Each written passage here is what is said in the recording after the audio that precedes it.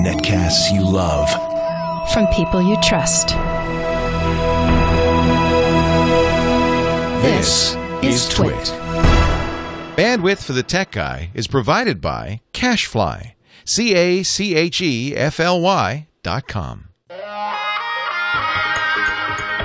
Hi, this is Leo Laporte, and this is my Tech Guy podcast. This show originally aired on the premier radio networks, including 180 of the best stations in the U.S., on Saturday, July 7th, 2012. This is episode 889. The Tech Guy podcast is brought to you by Ford, featuring the My Ford mobile smartphone app for electric vehicles. The My Ford mobile app makes the electric driving experience fun and efficient. Learn more about Ford electric vehicle technologies at ford.com/technology.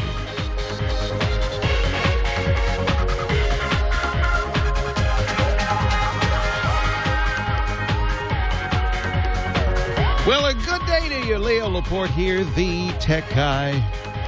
And it's time to talk about computers and cell phones and the internet and all the G-Jaws and Jim Cracks that make up our modern technology-laden world today. This is the place we talk about it. 8888 Ask Leo is my number. If you have a question or a comment or a suggestion, you want to talk about technology, anything with a chip in it. 888-827-5536. That's toll-free from anywhere inside the U.S. If you're outside the U.S., so don't worry about it. You can still call. Just use the Skype out. That makes it a free call. Anywhere from outside of the U.S. Skype out. Toll-free call. 8888 Ask Leo. 888-827-5536. We've got our home theater guy coming up in just a little bit, so if you have a home theater question, Scott Wilkinson will be on board in about half an hour. Meanwhile, I'm going to check in and see what happened this past week. You know, usually you think of, a holiday week, and really with the holiday right in the middle, as not much is going to happen. But actually quite a few things happened, surprisingly, this week. Apple, for instance, took Google to court and got a decision that prevents Google from selling a phone in the U.S., the Galaxy Nexus Google phone. It's a Samsung phone, so Apple sued Samsung. But really, we all know what the target of that is. And I have to say, it's a little suspicious now that Samsung is easily the number 2 phone company in the world, and their Android phones are competing very well with the iPhone. In some cases, I'd say beating the iPhone, and certainly here in the U.S., beating the iPhone. In terms of sales, it's my preferred phone, the Galaxy S3. Actually, Apple went after the Galaxy S3, too. They wanted to shut that one down, too. That's the more recent one. But the judge said, hey, look, I can only handle one thing at a time. Which one's more important? And they said, well, we'll go after the Google Nexus phone because that's a Google experience phone. The patent, this is crazy. The patent that they succeeded on, there's 4 particular patents. Things like slide to unlock. Apple says, hey, we own that. You can't do that. They also patented the idea that if there is a phone number or a web link in an email and you tap it and it opens a web page, that's ours, or dials a phone. That's ours, says Apple. We own that. Now, I have to say, every Microsoft Outlook's been doing that for years, hasn't it? Okay, maybe because it's tapping with your finger, it's different. But the one the judge kind of bought into was what we kind of call the Siri patent. See, these new Google phones, actually they've had it since before the iPhone had Siri. These new Google phones, you press a button and you can talk to it and you can say, search for, or, where am I? And the patent that Apple has says that they own the right to collate a single page of search results from a variety of different places and present them to the user. That's ours, they say. And the judge says, yeah, that is yours. And the judge says, Google, you can't sell the Galaxy Nexus in the U.S. anymore. Google immediately appealed it, and now a higher court has suspended the decision pending, I don't know, a formal response from Apple. Apple gets to say whether the ban should be in effect throughout the rest of the trial. Gee, how long are they going to have to think about that? Yeah, Your Honor, sure. Let's just ban it for forever. What about is forever an option? What about that? People get now. I admit Google and Samsung and Motorola, Google in the form of Motorola, are suing Apple back, and there's all sorts of. This is ridiculous. It's not just Apple that's doing this, but I think this is a particularly egregious case where this is a ridiculous patent. In the first place, should never have been awarded. In fact, really the issue goes back to the idea that, and this only happened recently, you could patent software. See, in the past, you had to have a physical invention. You had to show a new way of doing something, and you'd actually bring a model to the patent office and say, see, this is how you do it, with drawings and, cross-sections. And now you could just say, well, literally things as stupid as slide to unlock, we own that, or Amazon has a patent, the one-click patent. They patented the idea that you click something once and you bought it. That's Amazon's. You notice nobody else does that. Now, I have to ask you, the idea of patents have a long-standing tradition in this country and elsewhere. And the idea is to, of course, protect the people who invent stuff. Innovation is to promote innovation. In fact, it even says it in the Constitution. In order to promote innovation, we're going to give the innovator the right to be the sole owner of this innovation for a limited amount of time, just a few years originally. But it's a trade-off, because in order to get this patent, the owner has to publish how it's done exactly, so that when that patent expires, when it's over, the rest of the world can make one. It's a trade-off. It's in the Constitution, and it makes a lot of sense. It says, well, we want to encourage innovation, so we want you to be able to make some money. To promote, this is the law, to promote the progress of science and useful arts by giving an economic incentive to inventors. What it did not and was not intended to do is to hamper innovation, but that's exactly what it's doing right now. People are just suing each other. In fact, a recent study said that $29 billion last year was wasted, a direct consequence of something called patent trolling, where a troll, a company not designed to create anything, but merely to acquire and sue over patents, acquire patents and sue people. Patent trolls cost direct costs. We're not even talking about indirect costs, like things like, I better make sure I patent this or something. Here's a good one. This just happened. You know this travel site Hipmunk? It's a great site. Hipmunk. Hipmunk.com. It was a clever idea. It's a travel search site. You enter in what you want to do, and it does a search and blah, blah, blah. Hipmunk got $15 million in funding about 2 weeks ago. Venture capital funding. And the next day, a company known as I2Z. Now, the company doesn't really invent anything. They just license patents. Sued, accusing Hipmunk of infringing on its patent. I2Z has done the same thing against AOL, Yelp, Yahoo, Microsoft, Google, Hotels.com, and more.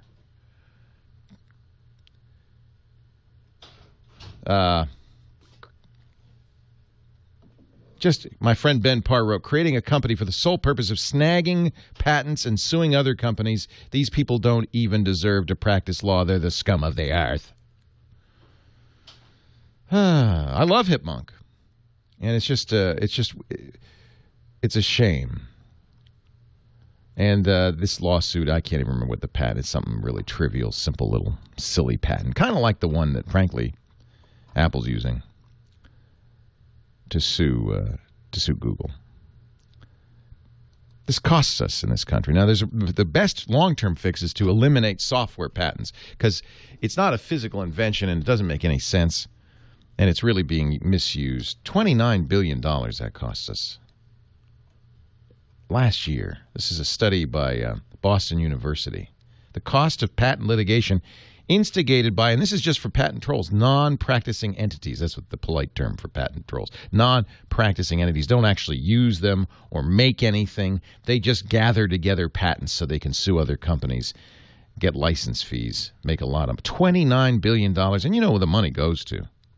It just goes to the lawyers. Think of how many startups, how many wonderful inventions, how many companies could have been created with $29 billion. So sad. 8888 Ask Leo. I'm sorry. We'll just talk tech next.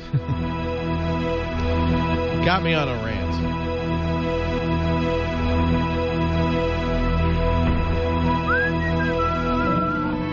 Thank you for the coffee. Third cup today. That's a bad thing. If you're a sysadmin or you're in IT, you know the classic juggling act. That's a bad idea. Yeah, the whole thing with trolling is you just say, well, you're just gonna rather than go to court, you're just gonna say, all right, what do you want? It's cheaper to give them $1 million.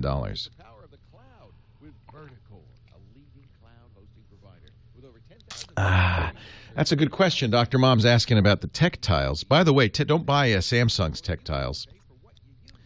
There's a company that makes exactly the same NFC tiles for $1 instead of $3. Let me see if I can find that. My friend Jennifer Ruggiero, she works at Sprint, mentioned these, and she's used them with her Galaxy. Let me see if I can find it. She mentioned it on Facebook. So I don't know about the case. I don't use a case on my S3. I think you got to get pretty close to these things. What's weird about these tech tiles and these other NFC tags, let me see if I can find this site, is they're powered by the phone. You know, they are little computer circuits. Tag stand, that's it. Tagstand.com. These are $1 each. So these little things, you can see on this on the back, that's what these are. Is they have little... That's the front. Let me show you the back. There's a little circuitry on there, but there's no power on these things. They have memory, small amount of memory. In this case, this chip has 144 bytes. Tiny. But they get the power from the phone, so the phone has to get close enough that they can actually draw power through the air to the phone. So what's the point? All right, so for instance, we have one of these on the wall. As I come in, I tap my phone against it because this has NFC. Not very many phones have near-field communications, although the rumor is the new iPhone will. I tap my phone against it. The phone goes bloop and checks me into Foursquare. So it could do things like, instead of a QR code, it could look up a website. I'll show you. It's a variety of things. And Samsung, this company also has some software. You need software on your phone to program the thing, and then running in the background to read it. Let me run the tactile software, and you'll be able to see what it can do here. So here's a few choices. This is just the Samsung. So it could make a call. So you tap it and it makes a call. Send a text message. Share a contact. So for instance, we could have our contact information on a badge. You just tap my badge. Start a Google Talk conversation. Launch an app. Join a Wi-Fi network. Show a message. So we should probably have one for when guests come in here. You would just tap it with your NFC phone and you join the Wi-Fi network. Show an address or location. Foursquare check-in. Facebook check-in. Open a web page. Update Facebook status. Facebook like. Tweet a status. Follow a Twitter user. Connect. So we could have it our Twitter user account. And you just tap it. So in our case, it's just a Foursquare check-in. But I can imagine restaurants and stuff doing that. iPhone does not yet do it, but the new iPhone is rumored to. You have to put hardware support in the phone. And in the case of this, which is kind of interesting, Samsung has put the NFC chip in the battery, which is, see, it says here, near-field communication. So that's kind of interesting because what it means is you can't use a third-party battery. You have to use this. Very clever. So I bought 3 Samsung batteries. I usually buy, a third-party battery. But I don't have one in here. I'll get one in here and I'll show you. It's really cool. So to answer your question, Dr. Mom, I would guess a case wouldn't be a good idea. My favorite guy. The Trolololo guy.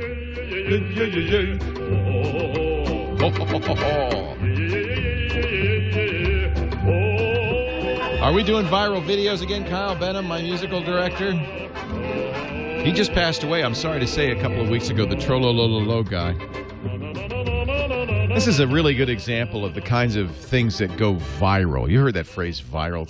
It's like a virus, like a cold spreads virally, kind of exponentially. Somebody gets it, and then their two friends get it, and their two friends, and their two friends, and pretty soon 1 million people have the cold.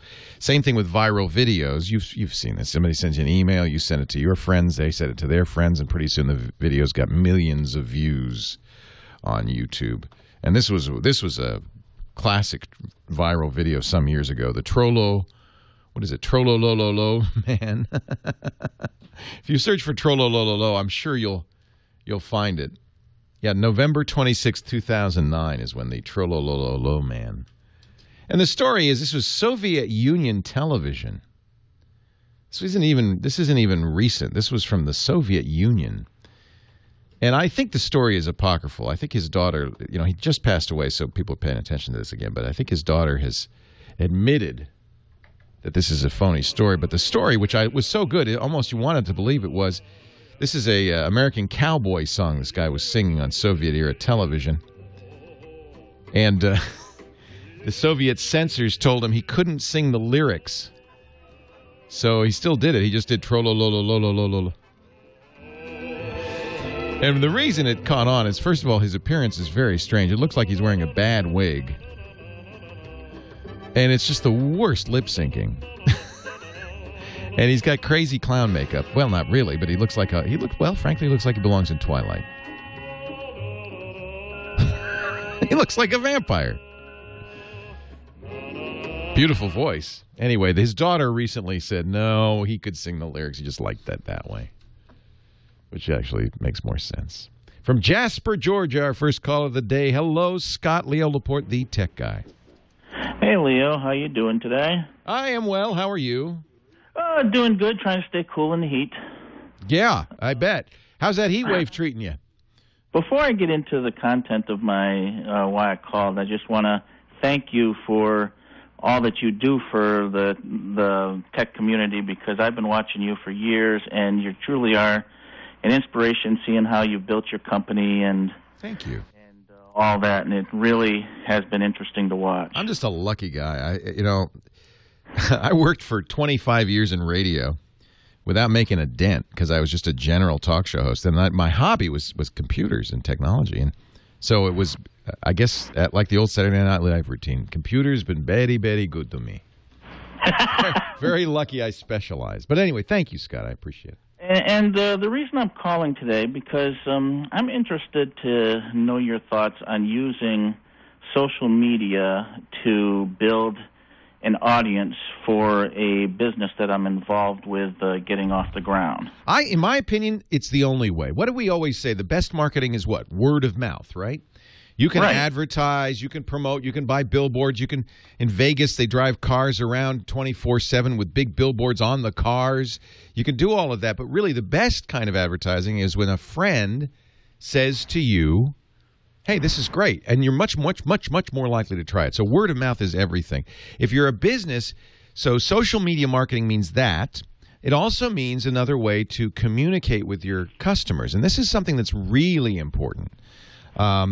Customers in the internet era, I think, are starting to expect companies to be authentic, to respond. They don't expect that there be no problems with products. I mean, we don't want problems, but there are problems. But what we expect or what we hope for is a prompt, effective response from the company. And all of these things are really facilitated by social media. It was Comcast that discovered this on Twitter. Comcast Cares was the Twitter account, and this was 4 years ago. A guy named Frank created it, and it was just him for a long time.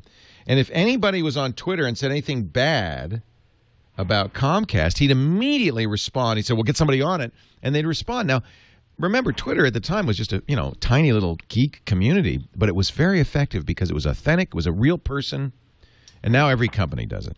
So tell me a little bit about your business. Well, it's actually it's a niche business. I'm blind, and the owner of the company is blind, and we're actually starting a business around Apple accessibility. As you're, I'm sure, well aware, all of Apple's hardware products come with accessibility in them, which is huge for assistive technology. Yeah. And so this company we're going to provide high-level support and consultancy for the blind and visually impaired community. Right on. That's wonderful. It is. Yeah. Great. You know, by the way, I'm a big believer in niche. I think that's another thing that the internet makes possible these days is that you can target very narrowly. You know, it used to be that the niche was geography. You know, if you sold ice cream, you could sell it to, you know, somebody local. If you sold hot sauce was, ironically, I think one of the first things that was sold on the internet. I guess because you could ship it easily. But hot sauce, very narrow, right? And yet it took off on the internet because there's something about it. It was easily shipped. You didn't have to just sell it to people in Austin or Houston. You could sell it to the world, and it just took off. And I think that a niche is a very good thing. So you're so far so good. The real question is how do you find your potential customer? Yeah, that's the trick. And it so happens that we're in the process of making sure we attend all pertinent conferences / conventions. Good. That's social. That's real life social. Yeah, exactly. You know, that's actually getting out and networking and handshaking and exchanging business cards and all that. But we have a monthly newsletter that we're trying to get subscribers for. We have Twitter handle, Facebook page, LinkedIn page, all those. The key is does your audience there? Yeah, the key is, and I'm going to generalize it for every niche group. Does your audience use those places? You know, it's one thing to be on Twitter, but if nobody, nobody in your potential customer base uses Twitter, so it's meaningless. So always you've got to figure out where your potential customer is. Where do they hang out online? And that's where you go. You're so smart. You went to the conferences. It's a great start. Can the internet help you? Yes, if your potential customers use the internet. Figure out where that is. Is it a forum? Is it a website? Is it Twitter? Is it Facebook? I would make a Facebook page for sure. Let me ask you, Scott. Is it do people who are blind, is Facebook usable? Oh yes, absolutely. That's what's so great about this technology now. 20, 30 years ago, if we had this, I would say it probably wouldn't be. But all those social networks are accessible, even on the Windows side. Good. With their screen readers and the Mac, and of course the iPhone, which has just been a phenomenal revolution in this market. So yes, it is very usable. Do you have a web page? I hope. Yeah, we've got a web page. What is it? Let's give you a plug. It's you're gonna laugh at this name, but it's a cool name. Fedora, like the hat. Outlier, outlier.com. I'm not gonna laugh because it's memorable. It draws a picture in your mind. Fedora Outlier, home of the $6. This guy actually is a good guerrilla marketer. He knows what he's doing. First of all, it's a site that's well designed for his potential audience. They even have a high contrast mode, which sometimes people with low vision find easier to use. And it's the home of the $6 question, which just makes you want to know what is the what is that? And you start looking through this trying to find what is the $6 question. So that's clever, isn't it? Start with a riddle. I like this. I think you're on the right track. $6 for a 20-minute teaching session. That's a great idea. Love it. And look where they are. Google+, LinkedIn, Facebook, Twitter. They have a podcast. They have a blog. They have an email. Nicely done. The reason I asked if you had a website is, of course, you really want to make sure that you don't depend on Facebook as your only presence on the net. A lot of people, I think that, I'm on Facebook. That's my web page. You need to own your own web page, too, just in case. Just in case. You don't want Facebook to control access to your audience. Scott Wilkinson is mit us. He is the home theater guru for this show. Also online editor for Home Theater Magazine, longtime reviewer of audio and video products for your home theater. Hello, Scott. Hey, Leo. How's it going? What is up in your world? Oh, tons of stuff as always. My podcast is now on a brand new set, and I'm very happy about that. Very colorful. So everybody should tune into that. Next Monday, my guest is Bob Heil. Oh, our microphone guy. He's the best. The inimitable Bob Heil. I'm now using a Heil PR40 microphone. I know you sound good. Thank you. Yeah, Bob is a raconteur. Best just ask him one question, then sit back. Exactly. It's going to be an easy show for me. Absolutely. But boy, is he good. Boy, is he good. He's very good. Yeah. And he's got great stories to tell. Yeah, so yeah. I'm looking forward to that. So that's 1 o'clock Pacific, 4 p.m. Eastern time on TWiT.tv this coming Monday, if you want to watch. That's right. Exactly right. And available afterwards, of course, on TWiT.tv/HTG or iTunes or a bunch of places. So what's up? Anyway, well, I got a bunch of questions, of course, as always. Jeff, Jeff Olenek, I believe his name is asking about 7.1 and 5.1 surround sound speaker systems, and he asks, do all the surround speakers need to be on the back wall? And the answer is no. In fact, they shouldn't all be on the back wall. So the 5 is how many little speakers you have, and the 1 is the subwoofer. So you could have a 5.2 or a 7.2, but typically 5.1. And you've got a center channel, which is where, because this is for home theater, not for music particularly. Exactly. So the center channel is where your screen is, so the voice comes out of the mouth of the person talking. Then there's left and right traditional stereo speakers. The 0.1 is your sub. It's somewhere there. It could be almost anywhere. And then the other 2 are your surround speakers. Now, I always thought that surround meant they were behind you. They're not, though, are they?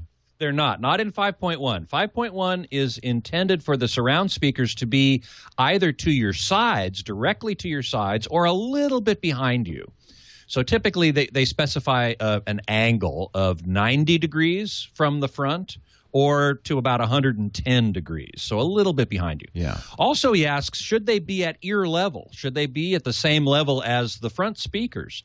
And the answer there is, again, probably not. Generally, no. No. Yeah. Because I thought all speakers should be firing into your eardrum. Shouldn't they all be at ear level? No, not in the case of the surrounds, because the surround sound field, as it's called, the sound environment that the surround speakers generate is really supposed to be, for movies anyway, more diffuse, less directional. And so if up above you and kind of firing into the room, it makes more of a diffuse sound field. This is also particularly important when you have the type of surround speakers that are called bipole or dipole. Either way, you've got these kinds of speakers have 2 sets of drivers. The drivers are the actual physically moving cones in the speaker. Most speakers have a couple of them at least, or maybe 3 or 4 or more. Surround speakers typically have 2, but 2 pairs, one firing forward and one firing backwards. Really? And this again creates a very diffuse sound field.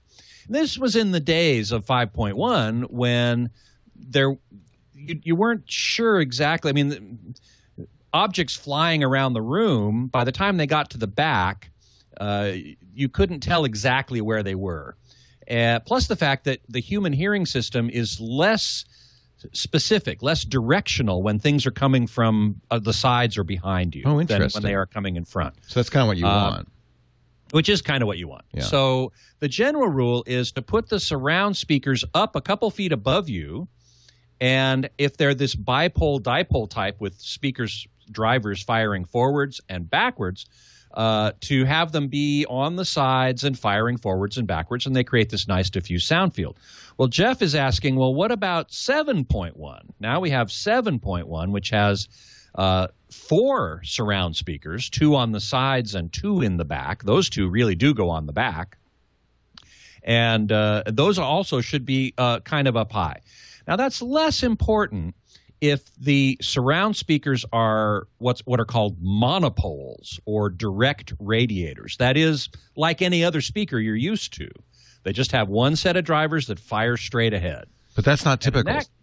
That's not typical, but it's becoming more common, particularly as soundtracks are coming out in 7.1, and you have a greater ability. The sound mixer of the movie has a greater ability to place objects specifically behind you. And even though we don't have, as humans, as much ability to pinpoint where a sound is coming from behind us, it still creates a greater sense of surround or envelopment or immersion, if you will. I remember the first time I experienced surround, I was at home. I was watching a baseball game, and I actually was startled because I heard a beer cellar behind me. And it was a very kind of odd effect, but it was effective. It was very much like being at the ballpark. Exactly right. And that's what most surround, certainly in sports things, surround sound puts the audience noise kind of in the surround channels. Right. Same with a live concert video. If you play a live concert video, you'll hear the ambience, the audience noise in the surround channels primarily. Makes you feel like you're in the audience. Yeah. Now, your surround speakers, I believe the Emotivas that you just got are not bipole or dipole. They're monopoles or direct radiators. Yeah, they're just little speakers that they're just little speakers, forward. but they're the same. Yeah. In that case, they should be kind of aimed down towards you. Okay, I have them a little bit about ear level, slightly behind me. Slightly behind you, good. But angled so that they're kind of aimed at your head. So I should aim them at me. You should. That's a process. I have to say, now, it's one thing to listen to a movie in surround. That's very cool. Car chases and stuff go by you. Planes fly over you. But then, some of my music, for some reason, also is playing with those. And it really fills the room with this kind of sound that feels like I'm in the middle of a concert. It's a little disconcerting. I happen to like that. Undoubtedly, unless you're playing a multi-channel music mix, which are rare, and you have to have a DVD audio or SACD to do that, I think. Exactly. Yeah. So what's probably happening is your receiver, you have an Onkyo, as I recall, is you've got it set to a mode where it takes a 2-channel input and expands it out. I think that's what's happening, yeah. Is that bad? Should I worry about wave cancellation, weird dead zones, things like that? No, I wouldn't. Oh, I don't think it's that much of a problem. I personally like that. I kind of like it, yeah. It's not what the content creator intended. So those people who really want to experience it just as the content creator intended would maybe object to that. I normally fall into that camp, but when I'm listening to music, I kind of like the sound. I kind of like the effect, and I'm not going to apologize for that. Can I get 5.1 or 7.1 surround sound digitally audio? I mean, does somebody make that and sell it? I mean, iTunes isn't 5.1, is it? I mean, oh, it's not. I don't know. It's stereo. Yeah, most of it is stereo. Now, a company called iTrax, a record label called iTrax, has a website, iTrax.com, that sells multi-channel recorded music. Mark Waldrop is the owner and engineer there, and he's a good friend of mine and a really smart guy. And he's been on my podcast as well a couple times, and he records everything in multi-channel and releases it in multi-channel. You can buy it on Blu-ray. Interesting. Well, we'll save that conversation for another time. Scott Wilkinson, HomeTheater.com is his magazine. Leo Laporte, the tech guy. We'll get back to the phones right after this. Now, what's interesting is I remember that Dolby MP3 does support surround. I think AAC does as well. Yes, there's a format for it. Yes, their MP3 certainly does. So you'd have to have I guess you'd play. Well, VLC will support it. Windows Media Player will support it. So. Yeah, but almost I don't know of anybody who releases content in that MP3. Oh yeah, there's some. I just found this is Bjorn Lynn. Download surround music sound. She creates 5.1 mixes. I know. One of my favorite groups, the Flaming Lips, does their stuff in 5.1, but I think you have to get it on DVD or Blu-ray. But apparently there are some digital. That's interesting. Yeah, you go to iTrax.com and you'll find plenty of them there. Audio downloads. That's I probably should do that.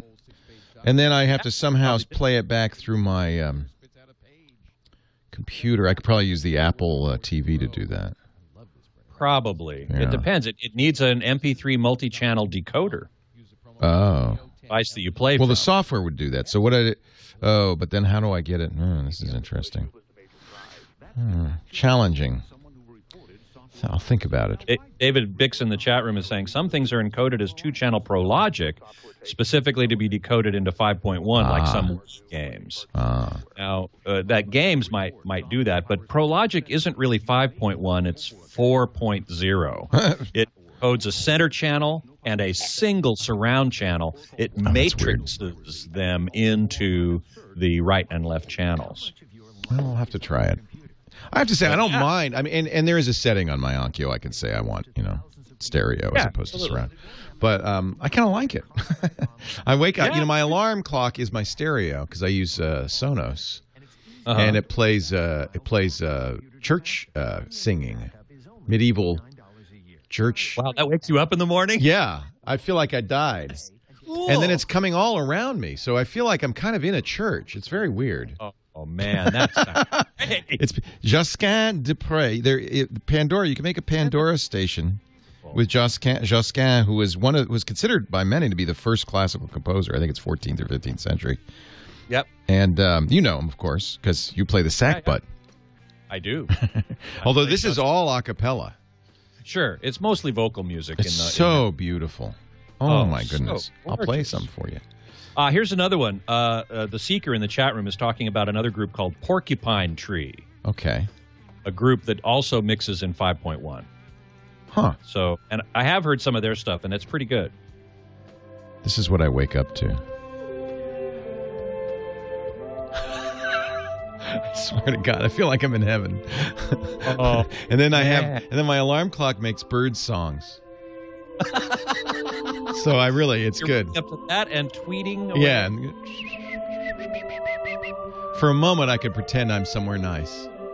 Then reality comes over in a wash. By the way, David Bix is spelling iTracks I-T-R-A-C-K-S. It's not. It's I-T-R-A-X. Of course it is. Why wouldn't it be? Why wouldn't it be? I should have made that clear. All right. Thank you, sir. My pleasure, as always. All right. Take care. By the way, congratulations on the new Know-How show. It looks great. Oh, thank you. Yeah, we've got a great response for that, so I'm very happy. Yeah. Sure. Hey, anytime you want me on as a guest to talk about how to do home theater stuff. Oh, that's a good idea. All right, I'll tell Ayaz. That's a great idea. You bet. Home theater setup. All right, Scott.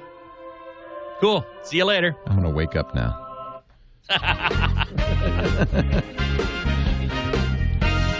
It's the radio station I made is with this guy Josquin, J-O-S, and just do this on Pandora.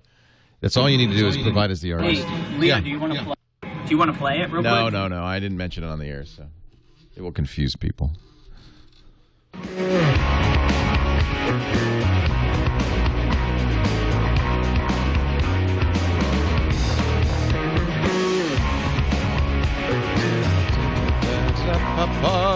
Leo Laporte, the tech guy.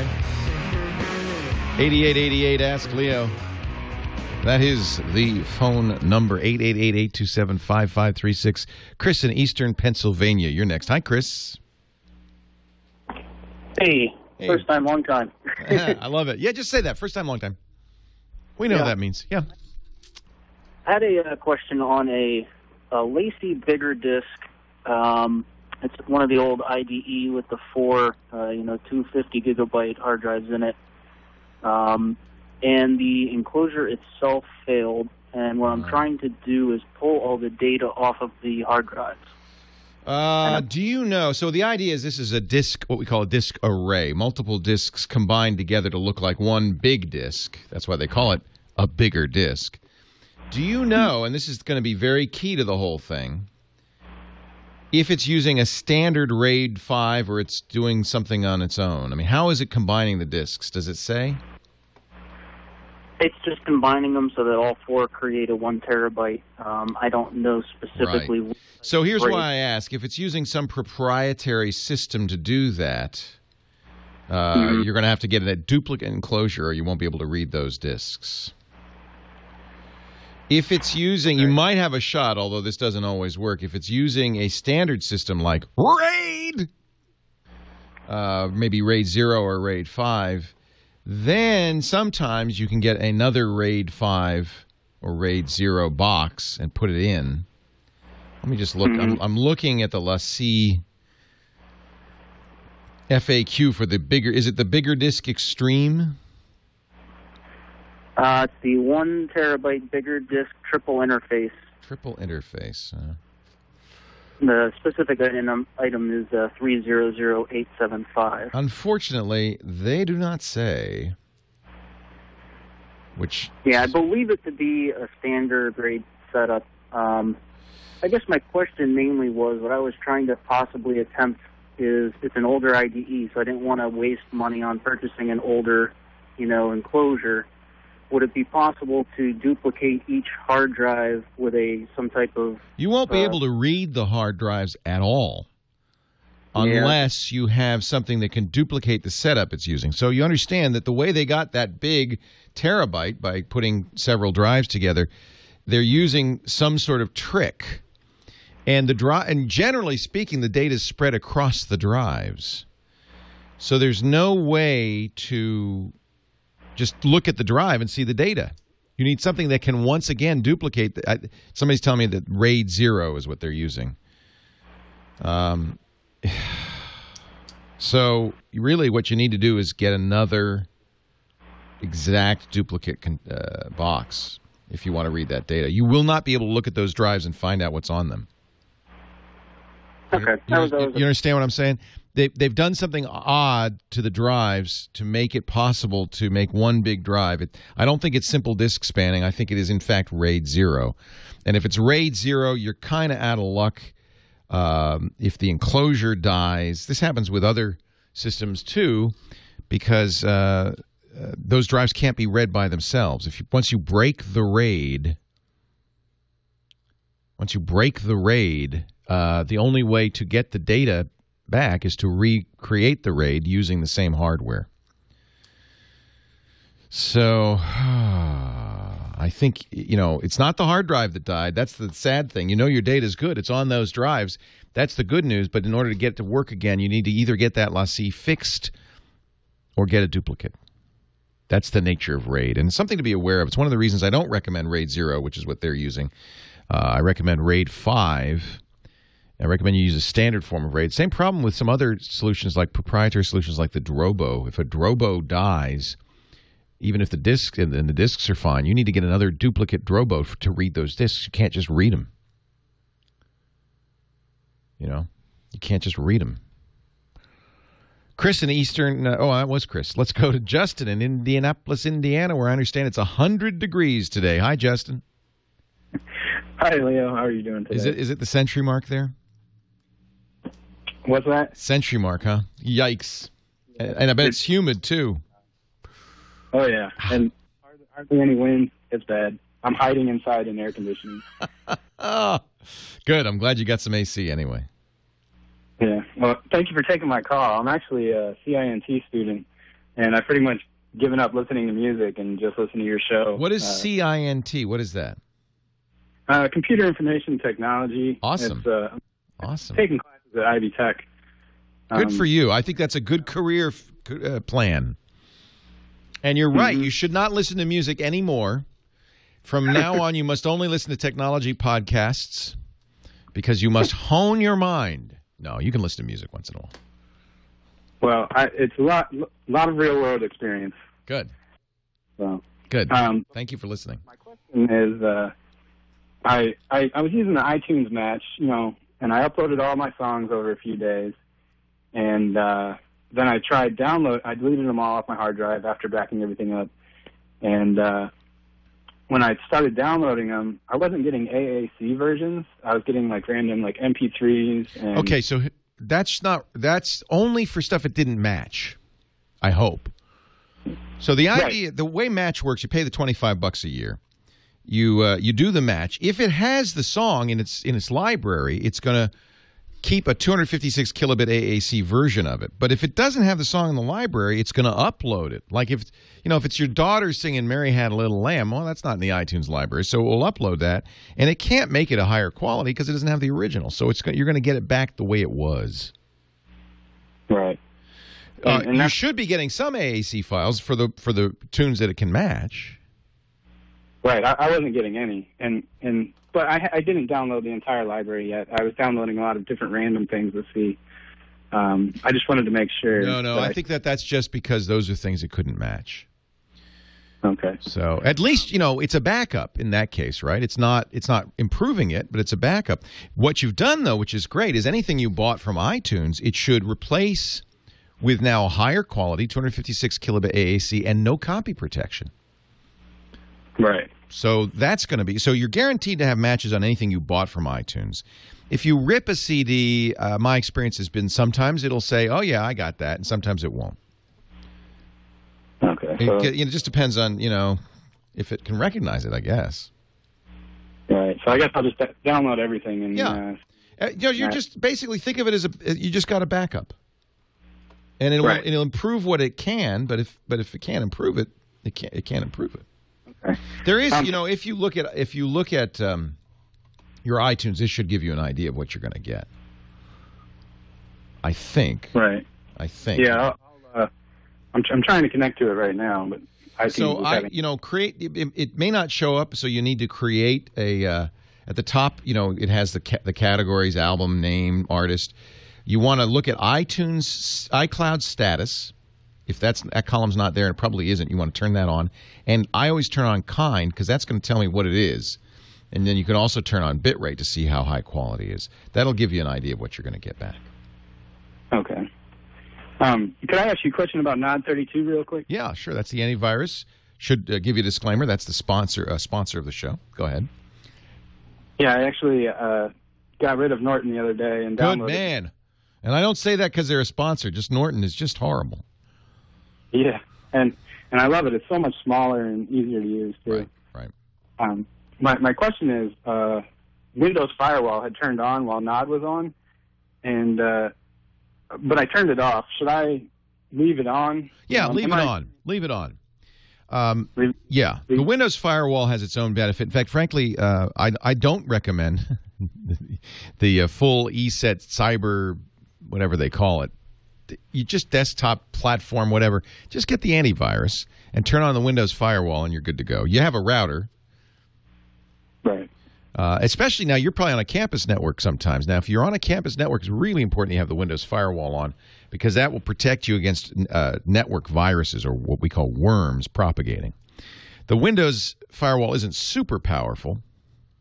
It doesn't block all outgoing traffic, things like that, but it's good enough, and it certainly will protect you against worms coming within the network that you're on. So yeah, turn that on. And use Nod32, and you're pretty good. Nothing's perfect. Got to point out. Remember that malware created by the U.S. government, the flame worm. No antivirus, not even Nod32, detected that for years because it was written by the NSA. And these guys apparently know what they're doing. 8888 Ask Leo.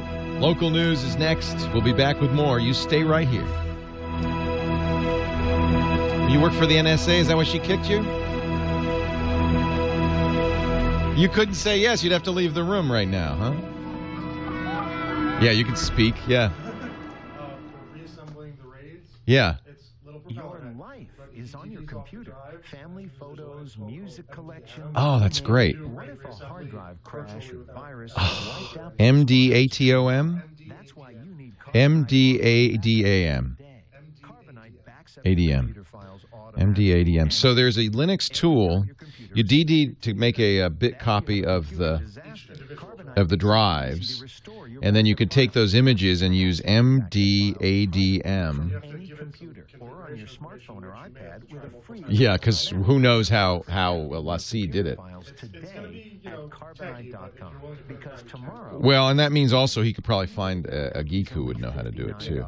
Manage MD devices, aka Linux software RAID.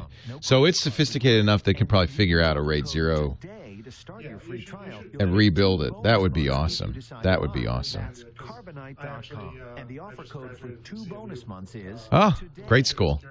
Oh, wow. I started listening to, before security now, back in the screensaver days. Oh, that's awesome. Yeah, and ran So Rotem graduated from Carnegie Mellon in security. He's obviously a Linux guru, and he has a good solution for that. So it's been my experience that even if it is using standard RAID, they're all kind of strange. But the metadata and stuff, you could still rebuild it. Yeah, that's awesome. Yeah, you might have to guess around. Yeah, that's awesome. Yeah. So that's cool. Well, for forensics, yeah. They gave us a bunch of images and stuff. Figure out what's on here. Yeah, that's awesome. What a great assignment. Wow, that's great. So you use DD to get the image off the drive, and then you take those 2 images or 3 images or 4 images or whatever it is that you've got, and you mess around with MD ADM and try to figure it out. That's good. That's a good tip. Thank you.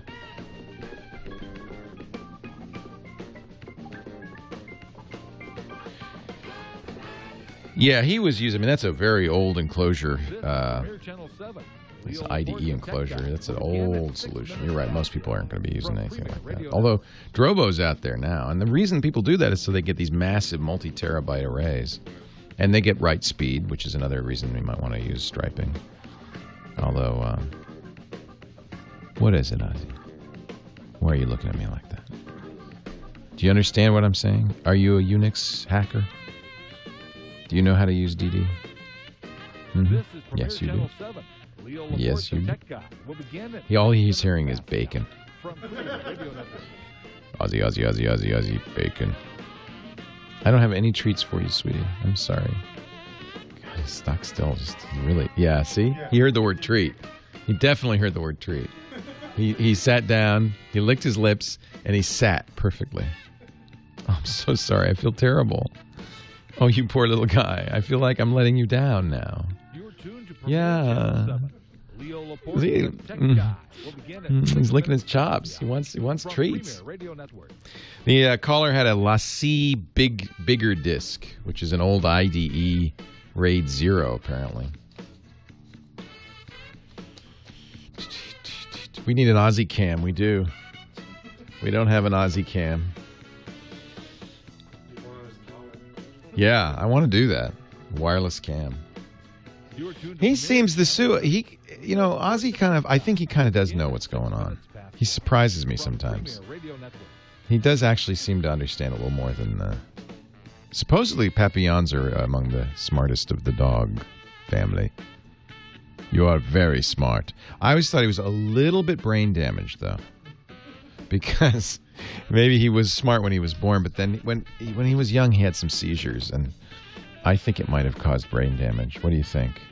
No? No? Can you see his ears coming up over the desk? Do that again, Ozzy. What? You don't have brain damage? What? No, I'm sorry. I shouldn't say that. You're fine. You're very smart for a dog. You are a dog, though. You have a brain the size of a walnut. I don't see how you could be really smart. I mean, seriously. Your head is smaller than my fist. Your brain's probably about that big. I know. I don't mean to hurt your feelings. I'm just stating the facts. Will begin at 6 minutes past the hour. From Radio Network. You have Dane Bramage? That's what it is. Dr. Mom says it's Dane Bramage. I gotta show you. You want to see Lulu? If I can find this picture that Dr. Mark sent to me. Doc Mark. You're tuned to of him watching 7. Leo Laporte, the tech guy, our show. Will begin at 6 minutes past the hour. From Premier Radio Networks.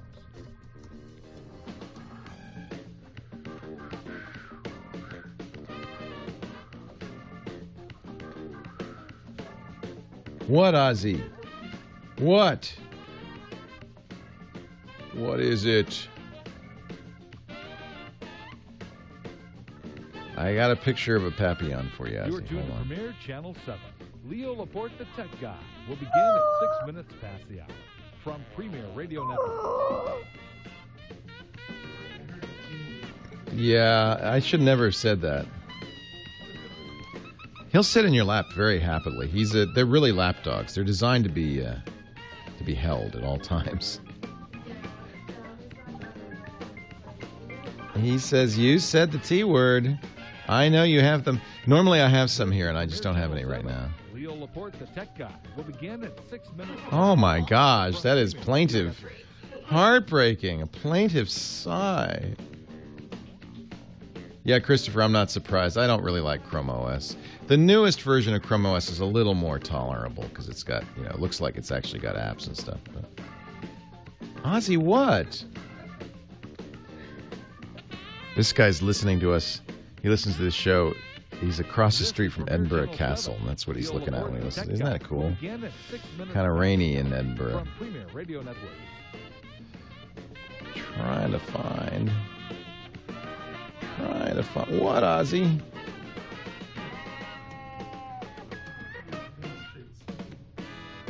Am I saying Edinburgh wrong? Scotland calling. It's Edinburgh. Edinburgh. Is that how you say it? Edinburgh. It lives in Edinburgh. I don't know how to say it. Tell me how to say it. Is it right? He says it's right. I say it great. It's Edinburgh Castle. Get in my belly. That's the voice I'm doing.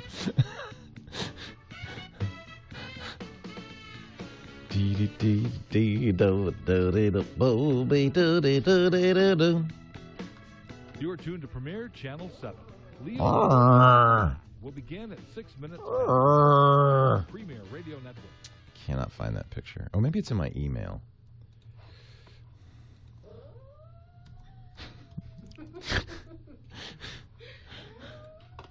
Oh yeah, here it is. Here, Ozzy, this is your friend Lulu watching the show. Kind of looks like him. They're betrothed. They're betrothed. Come here, Ozzy. Come here. Oh.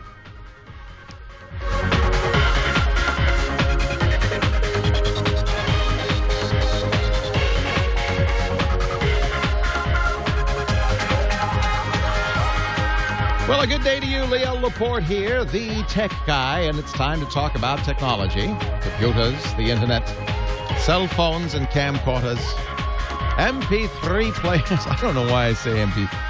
Does anybody even know what an MP? Yeah, iPods. That's it. Zunes, if you got one. Phone number 888-827-5536. 8888 Ask Leo. Let's go to line 4. Marilyn, who's been hanging on patiently, listening to the great KFI in Los Angeles. Hi, Marilyn. Leo Laporte. Oh, hi. Hi. I'm about to upgrade from my dumb phone to my first smartphone. Oh, aren't you excited? I am overwhelmed. My friend Jeff Jarvis says you really shouldn't call these phones. It's about... I just saw a usage graph, and phone use is like one of the last things people do with these things. They're really portable computers in your pocket. Right. Well, for me, it'd be mostly phone and checking emails and occasionally eBay or something like that for reference. But, I would have to start a new 2-year plan. Well, just don't be surprised if, in a month you call me and say, yeah, you're right. I hardly... I use this for the internet more than anything else. Also, I would need a Google Talk number for my business line. You use Google Voice? I haven't yet. My son does, and it seems like it works pretty good. Love it. Although there are many good choices from a business point of view. Our business, we use an advertiser, Ring Central. Actually, they became an advertiser after we bought them. Same idea, but it's not free. Yeah, yeah. Well, the question I have is I was looking at the Galaxy, the new S3. I love this phone. That's the phone that's the phone I carry around day to day right now. Is the Galaxy S3. Love it. Which one? The Galaxy S3. The new one. Yeah, love it. Yeah, because I know the Nexus was supposed to be really good with the ice cream software, but how does it compare with if we know anything about the new iPhone? Well, you can't buy the Nexus right now. Google's taken it off the sale sites because Apple sued them. Right. So we'll take that one off the table. Sad. We don't know anything about the new iPhone. We know that Apple's mad about the Nexus, which might tell you something. I don't know. Apple does not pre-announce. There's lots of rumors. I can tell you what the rumors are, and I think these are fairly credible. But it's also very likely that Apple has a number of prototypes floating around and hasn't yet decided. It won't be coming out, we believe, until September. Right. So Apple has 3 months to figure out what they're going to do. And it may be they have 3 or 4 different prototypes. The most common thinking is that it will be a new, larger screen size. The current iPhone is 3.5 inches. That's very small compared to kind of what is the standard these days. For instance, as you mentioned, the Galaxy S3 is 4.8 inches. It's considerably larger. It's also, more importantly, it's a higher resolution, which really makes it look fantastic. It's expected that Apple will make a screen that is somewhat an odd shape, a little taller than the iPhone, not much wider, because they want it still to be operable with a single hand, so they don't want to make it too wide. But we don't know. We really won't know until September. So it may be that these are prototypes floating around that won't actually get picked. Well, I'm wondering if I should wait to September, but then also because I'm not a thumb typer. Not that I'm going to be texting all day, but I type over 100 words a minute. So. Holy cow! Well, this is. I agree. I had before I got an iPhone in 2007. I was a BlackBerry user, and I thought, they'll never be anywhere near as good as a physical keyboard. And I was wrong. I think I've gotten used to it. Now, I still make a lot of mistakes. What Apple's really pushing, and Google as well on these Android phones, is voice dictation. And you might be impressed with how well you can do that. I think for your first smartphone, an iPhone probably is a good choice. It's mature. It's well thought out. It has a really good selection of applications. The problem with Android for a less geeky user is it's a pretty geeky operating system. It's designed to be highly played with and customized and tweaked. And my experience with people who are not geeks is that they get overwhelmed by it. Now, we geeks love it. I mean, Galaxy S3 is the best phone I've ever used, bar none. Best screen I've ever used. Really great selection of software. I love Android as an operating system. This is much faster than the current crop of iPhones. In every way, this is a better phone. What's your carrier? Well, right now I'm with Verizon, but I don't have a contract, and I've been with them for like 20 years. And if it still works, if they work where you are, and Verizon does have very good signal in Southern California, I would stay with them. There's no reason to leave Verizon. Well, the only problem is now they're in the new plans. They're limiting their data. So so is everybody. I hate to say it, Marilyn, but so is everybody. You're not going to use that much data. 2 or 3 gigabytes. It's not that they limit it. You just pay for more than if you use more. Right. Whereas Sprint is still unlimited. Yeah. I would. You don't know how much data you're going to use because you've never had a smartphone before. Right. But I think Sprint's, I know, making great hay selling unlimited plans. But I think 3 gigabytes, 2 or 3 gigabytes, which is the normal Verizon amount, is plenty for most people. I doubt you're going to use a whole lot more. The people who use more are doing things like streaming video. They're watching Netflix on their phone. Do you plan to do that? No, I may want to download a book. Yeah, books are tiny. Books are a couple of megabytes. Text is lightweight. And but it's possible, someone said, that Sprint may do away with its unlimited. Oh, I guarantee you they will. They can't afford it. The only reason they continue to do it, well, they have iPhone now. The only reason they continue to do it is because they're number 3 and failing fast, and so they've got to have something to keep them in the market. But it's got to be costing them. There's a lot of dropped calls on it. That's very dependent on where you are. And if you are, that's why I said if you have good results with Verizon where you are, I probably would stick with it. Okay. And for a warranty, would you go with Square Trade or Best Buy or Verizon? I don't do warranties. I don't recommend them. In every case, these add-on warranties, they're basically you're buying insurance. They're profit centers for the insurers. Right. So I always self-insure because in most cases, unless you're paying an awful lot of money, if you drop the phone, they're not going to do anything for you anyway. Right. You get a 1-year warranty. I think you probably are right. I wouldn't worry about it. I'm sorry, you said a 1-year warranty? Yeah, you get a 1-year warranty in these phones anyway. So with the carrier or with Best Buy? Well, if you're buying an iPhone, it's Apple that warranties it. Oh, okay. And can I ask you a quick computer question? Sure, why not? Okay. I'm in the market for a new desktop. I'll probably get a Dell. Should I wait till Windows 8 comes out? Well, the Windows 8 computers will be very different. The good news is if you buy a Dell now, you'll be able to upgrade to Windows 8 for $15. But the real question is, I wouldn't. Personally, I think Windows 7 is the best version of Windows. I don't have high hopes for Windows 8. Okay. Windows 8 is really designed for a touch interface, so if you said, I really want Windows 8, I would probably wait because you're going to want to get hardware that's designed to work with Windows 8, in other words, touch hardware. I see. But Windows 7 to me, and I've used Windows 8, I'm using it right now, I don't think it's as good as Windows 7. I think just stick with Windows 7. So in other words, get the Dell today. Okay, and I'm going to shoot you an email tonight or tomorrow for asking for your help with the sponsor. Okay. Oh, yeah, we can do that. I will get you in touch with the right people. I know some people. All of our sponsors are very responsive. If you're having a problem with them, just send me an email, and I'll be glad to get that fixed. Leo at Leoville. Yep. Great. Thank you so much. Thanks, Marilyn. Great to talk to you. 8888 Ask. Leo. Leo Laporte, the tech guy. More calls right after this.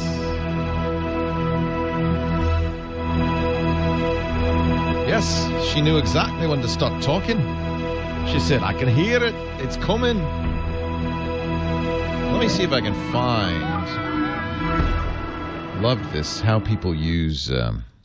If you're running a small business, you can't operate at anything less than full speed these days. That's why you need the world's fastest.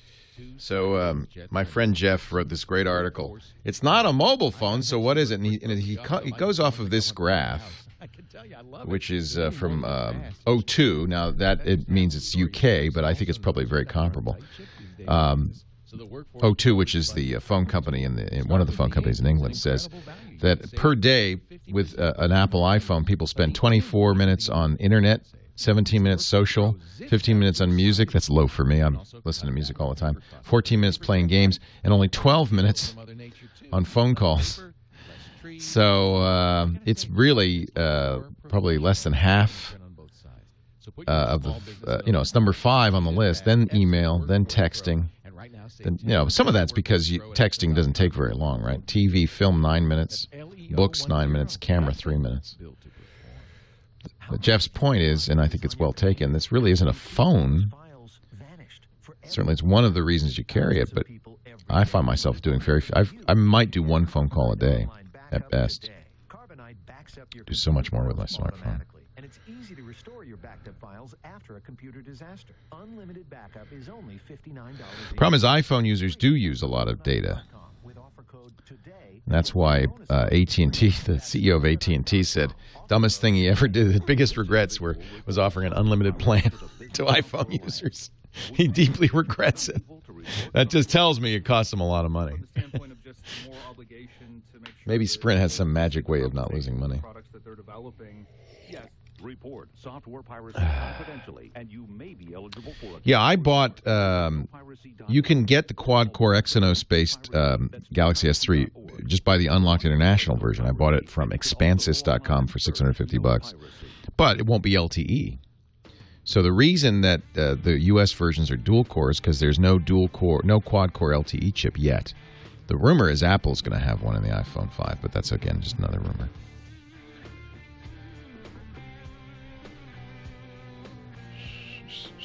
Hey, our show today brought to you by our friends at Ford. I should mention this. The Ford vehicles are no longer cars, my friends. They're no longer trucks. They are platforms for software innovation. That's what I love about what Ford is doing right now. As part of being a 21st century company, they're doing so many things. One of the things they're doing is really recognizing that from their point of view, the automobile is a platform for developers to write software to, and that's why they opened a Silicon Valley bureau. why they're asking app developers to develop using that AppLink API, and why they did their own app. If you get a 2012 Ford Focus Electric, which, by the way, they're available now, the My Ford mobile app is Ford's kind of example. It's demonstration of what you can do with a smartphone paired to the car. For instance, you're in the living room, the car's in the garage, plugged in. You can tell the car, don't charge now, charge at the lowest utility rates. The phone knows what the lowest utility rates are. There's an API for that.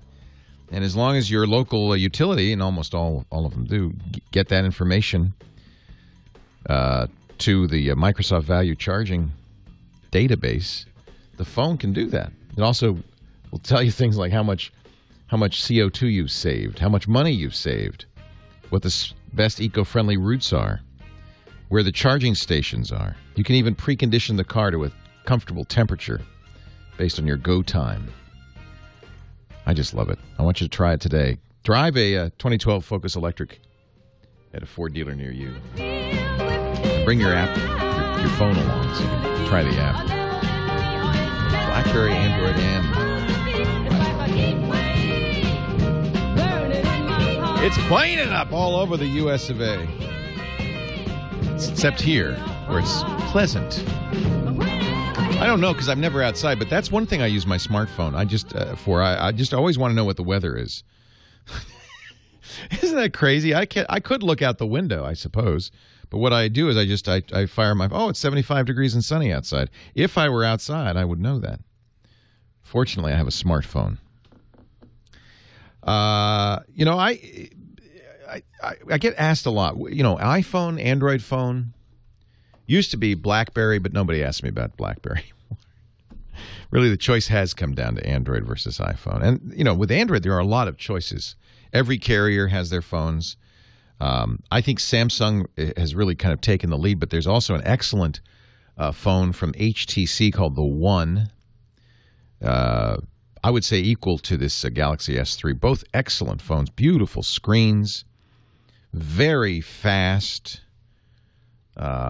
great software. Now, I don't think anybody would claim that the iPhone has better software these days. I mean, the software that's available on the Android system is pretty much equivalent. And, of course, this is one of the things Apple's suing over. It has a dictation, very much like Apple's own Siri dictation, where, in fact, it's even a little bit more powerful. For instance, I can tell my phone to play music. Let's see. What did we just listen to? Was that Martha and the Vandellas, or is that Linda? Listen to Linda Ronstadt. And my phone will actually start playing Linda Ronstadt music, even if it's not on the phone, because I use Spotify. Oh, it's playing Bob Dylan. Well, I guess it... I just saw a study that said Siri, the same system on the iPhone, dictation system on the iPhone, is only right about 62% of the time. That's been my experience, too. It's hard to understand what you're saying and act on it. You learn how to talk to your phone. But I do have to say, as it gets better and better, I really love the idea of dictate. I dictate texts more often than I type them. I've started to dictate emails on my iPad. I just love that. Windows phones have that with the Tell Me feature. Microsoft's put that into their phones, and Android has it with the Google dictation.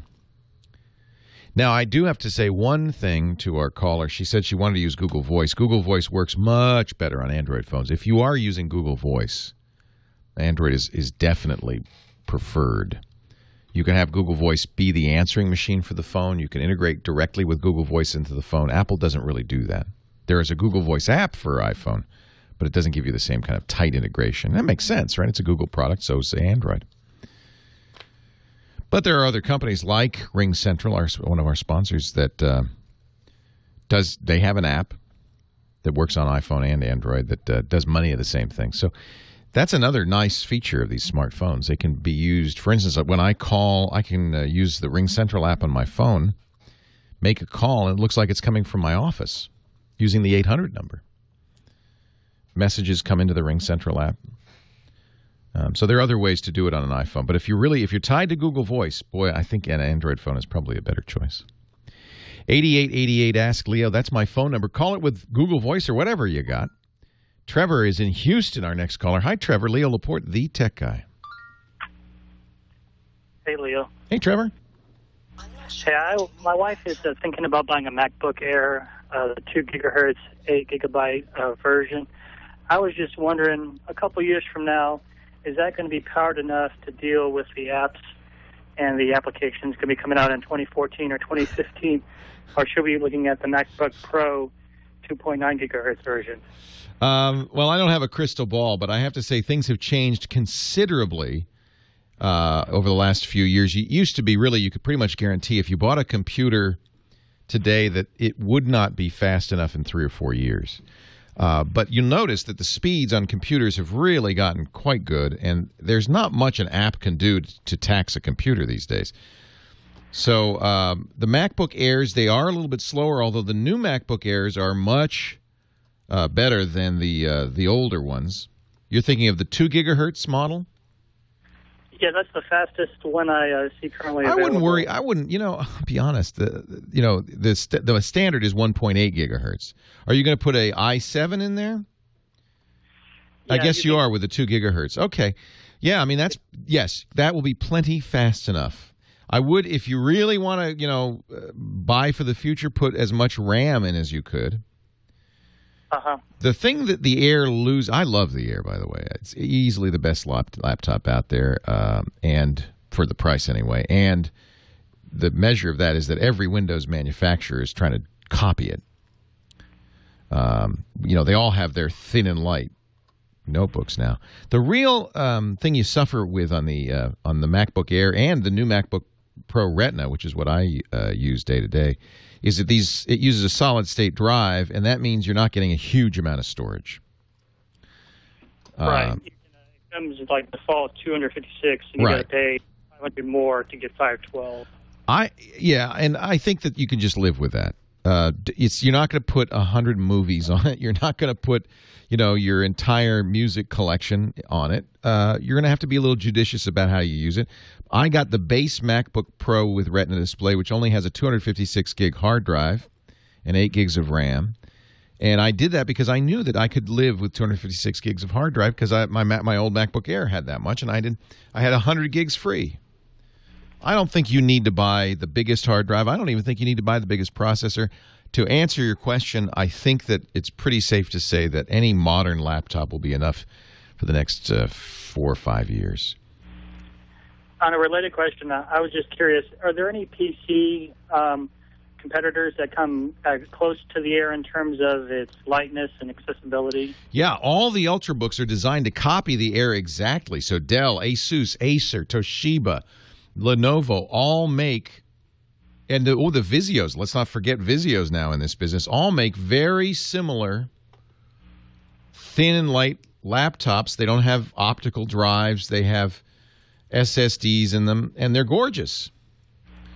So I would look. I haven't tried the Vizio yet, but the Vizio's Ultrabook is pretty amazing. It's very comparable to the MacBook Air, less expensive as all Windows machines are. I think also another good choice is the Asus Transformer. They're gorgeous. These are very similar because they're essentially copying the MacBook Air. One of the things I like about Vizio, it's one of the few companies that's doing what Microsoft calls its signature experience, which means they don't put crapware on it. They don't put all that extra junk on it that every other manufacturer does. It's interesting. There must be a lot of money in that extra, I don't want to say that word again, bad stuff that they put on there because everybody does it. Microsoft's been trying to convince them with this signature program, and nobody has taken them up on it. So it is one reason I would probably recommend this Vizio Ultrabook over maybe some better-known names. It is brand new, though, so we don't know what its repair rate will be and all that. If you really want to be safe, Lenovo, Dell, I think the Asus is really the one I'd probably recommend. I think it's just gorgeous. I appreciate the information. Thanks. You're welcome. Yeah, nowadays there's not, well, I don't think there really was much difference between a good Windows machine and a good Mac. It's more a matter of preference, frankly. 8888 Ask Leo. Leo Laporte, the tech guy.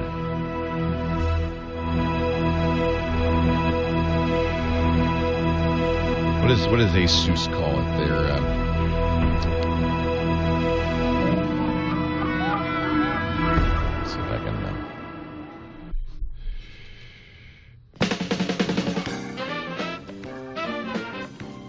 that. That's too weird.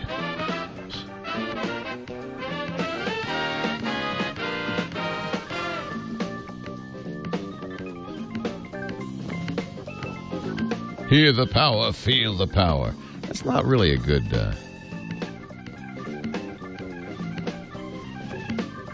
The Zen book, that's it. There you go. These are really nice. I think these are good. Oh, don't worry. He just makes noise. He's fine. You can pick him up. You can pick him up. He'll go... Rah! So what is the price of this compared? So a Zen book Prime... 13.3-inch, 1920 by 1080. That's a nice IPS display. i7, 256 gig SSD, 4 gigs of RAM. Oh, it's so cheap.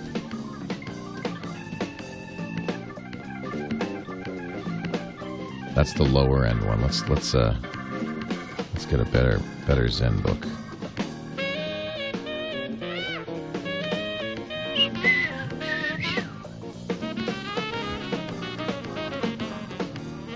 So this is i5, 4 gigs of RAM.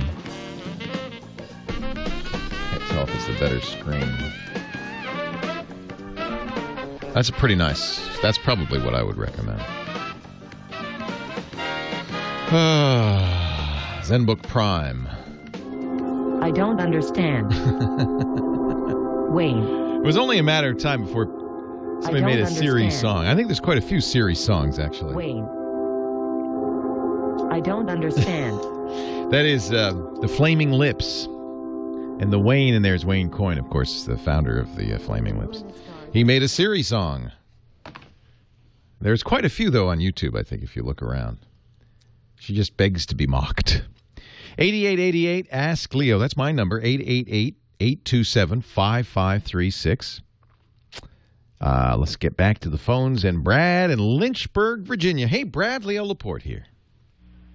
Hey, Leo, it's cool to talk to you. Not very cool here in Virginia, though. We're having a heat wave. I know. It's hot everywhere except here. It's only 75 here. It's very pleasant. You should come to the Tech Guy Labs. Well, God bless you, my brother. I wish. Hey, long-time listener, first-time caller, fellow ham. I go back to the call for help days back to when I had a C-band dish back in the backyard. But, oh, yeah. Those were our earliest viewers because Tech TV, we weren't on many cable stations, but you could always get us on the big dishes, the C-band dishes. Yeah, we dial you in on the big dish. That's great. Hey, I was wondering if you could tell me how I have a MacBook Pro, and I was wondering how Apple is determining how old a version you can have for Mountain Lion. Oh, yeah, there is a compatibility page for Mountain Lion. Okay. If you Google Mountain Lion compatibility, there's some debate. There's what Apple says, and then there's some debate about that. But if you just Google compatibility or OS X Mountain Lion compatibility, I think in general, you will. If you can run Lion, you're fine. Or what are you running right now? I have Lion. Okay. I think that any machine that. Yeah. No. Well. Yeah. Okay. So there you go. It was the Core Duos wouldn't run. But if you can run Lion, I don't think you're gonna have a problem. So obviously no PowerPC processors. Apple dumped that with Snow Leopard. You have to have an Intel. According to Apple, it's got to be. What kind do you have? A MacBook Pro? MacBook Pro. Yes. Either a 13-inch from mid 2009 or a 15-inch from late 2007. Or a newer, whatever that means, 17-inch. Okay. If you're running Lion, I would guess that there will be a very straightforward upgrade for you. I don't think that's going to be a problem. That's really good news. I'm glad to hear it. And thanks very much. You're very welcome. I think you will want to upgrade, by the way. Mountain Lion, which will come out this month, according to Apple. The newest version of OS X, 10.8. has some features that I think are going to be very important. Most important is the Gatekeeper feature. It's a new security feature that means you can, and this will be great, maybe you, because you're listening to this show, you're pretty sophisticated, maybe doesn't mean so much for you, but you can set up your Mac so that less sophisticated users, your kids, your parents, whoever, can only download apps from the Apple Store. That's one setting. And then the presumption is, well, Apple's carefully vetting these apps, although there's no guarantee. The second setting is you can only download and install applications that are signed with a proper certificate by the developer. And that's good, because that tells you that the developer is known. Bad guys don't generally like to be known. Has spent the time and money to get a certificate, and is adhering to various standards that Apple has established for security. There is a third setting which says anything goes, which is basically how we are today. But the fact that you have those settings, I think, is great. That's called Gatekeeper, and that's going to be one of the features of the new OS X. And I think this is exactly right. I think this is kind of what we need to do. One of the things I'm not as thrilled about, but boy, Apple's doing it, and Microsoft's doing it, everybody's doing it, is they're making these more like tablets. More full-screen apps. I think that's probably better for unsophisticated users, But for geeks, Apple will still have a command line. They'll still have, ways to do that hacky, geeky stuff that we like to do. It just won't be as easy. I think it will be a worthwhile upgrade. Lots of new features. And Apple's smart. They're doing it. It's, once again, very inexpensive. Actually, Windows is also going to be very inexpensive. We just got the news that the Windows 8 upgrade, for anybody who has Windows, will only be $40. That's fantastic news. Apple will be charging $20 for the Mountain Lion upgrade. And the $20 covers all your computers. So that's very affordable. There's a new notification service. I kind of like it. That's taken from the iPhone, where applications can hook into it and let you know. For instance, I use Growl, which is, I think, kind of based on my current Mac. And when I'm listening to music, Growl just displays what the current song is coming off of the music player, and I can see what I heard. If I heard a song but I wasn't looking at the screen, I can go back and look. A number of people in the chat room are saying, yeah, of course Microsoft's only charging $40 for Windows 8. Nobody wants it. It is, in a way, you could take it one of two ways. You could say, oh, $40, that means Microsoft's all in. They want everybody to upgrade. They're really committed. It could also mean they figure that's the best they can get. It's a lot less than they used to charge. It's like a third less what you could get Windows for today. Moving along, John in Los Angeles, Leo Laporte, the tech guy. Hi, John. Hey, Leo, how you doing? I'm well. How are you? Good. Hey, listen, I got a question for you. I got a HP Media Center, and I just got it to play with. The person told me that the squad told them that the motherboard was bad. I took the hard drive out of it, put a new hard drive in it, turned it on, got to the flash screen, and I was able to see the BIOS, but it doesn't see any of the hard drives or the optical drive. Turned it back off, turned it back on, and then the screen won't come back up. If I let the thing sit for an hour and then go back and turn it back on, I get the splash screen again. I can get into the BIOS. That's interesting. So there's one of two possibilities. It could be overheating, or it could have what we call a cold solder. Probably a lot more likely the former, that it's just getting too hot, and so it's shutting down until it cools off a little bit, and then it works fine. It could also have bad capacitors. There were depends what vintage it is, but there were a lot of motherboards that had some bad components on them. I think if the Geek Squad said it had a bad motherboard, and these symptoms that you're telling me sound like they're right, in which case I hope you didn't pay a whole lot for it. Simon, Santa Ana, California. Leo Laporte, the tech guy. Yes, good afternoon. I bought the HP desktop about a couple of years ago, and it came along with the Windows 7, and it operated very well. However, about a couple of months ago, it came along with my email, and there was a Windows 8 consumer preview evaluation and so on. And then I download that, and when I download it, it took over from my good Windows 7s, and now I have a little problem with the Windows 8 when stuck in there in my computer. Can you help me how we can remove that Windows 8? Oh, dear. Yeah, they really didn't mean for you to replace your working computer with Windows 8. Oh, dear. I'm sorry that happened to you. Do you have... no, HP doesn't give you discs, do they? You don't have your system restore discs or anything like that, do you? I do. I do have that with it, yeah. Oh, good. Well, what I would suggest you do is back up your data, because it's on there, and run the system restore. Go back to Windows 7, because first of all, you don't have a real version of Windows 8. That thing will expire in January anyway. Oh, is that right? Yeah, that's a pre-release. Not even it's kind of buggy, frankly. Not even a finished version. They've had several versions since then. And I don't really... Well, let's talk about it when we come back. What do you think of Windows 8? Leo Laporte, the tech guy.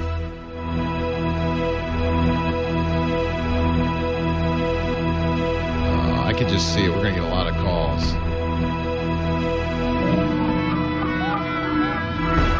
Over the next few months. For years, I've talked about Windows 8. I don't like it. How do I get rid of it? Has now developed. Oh, yeah. This is gonna be my bread and butter for the next couple of years. Windows 8. What did they do? Microsoft. Yeah. First question for Kingy says, where'd the start button go? Well, it's a long story.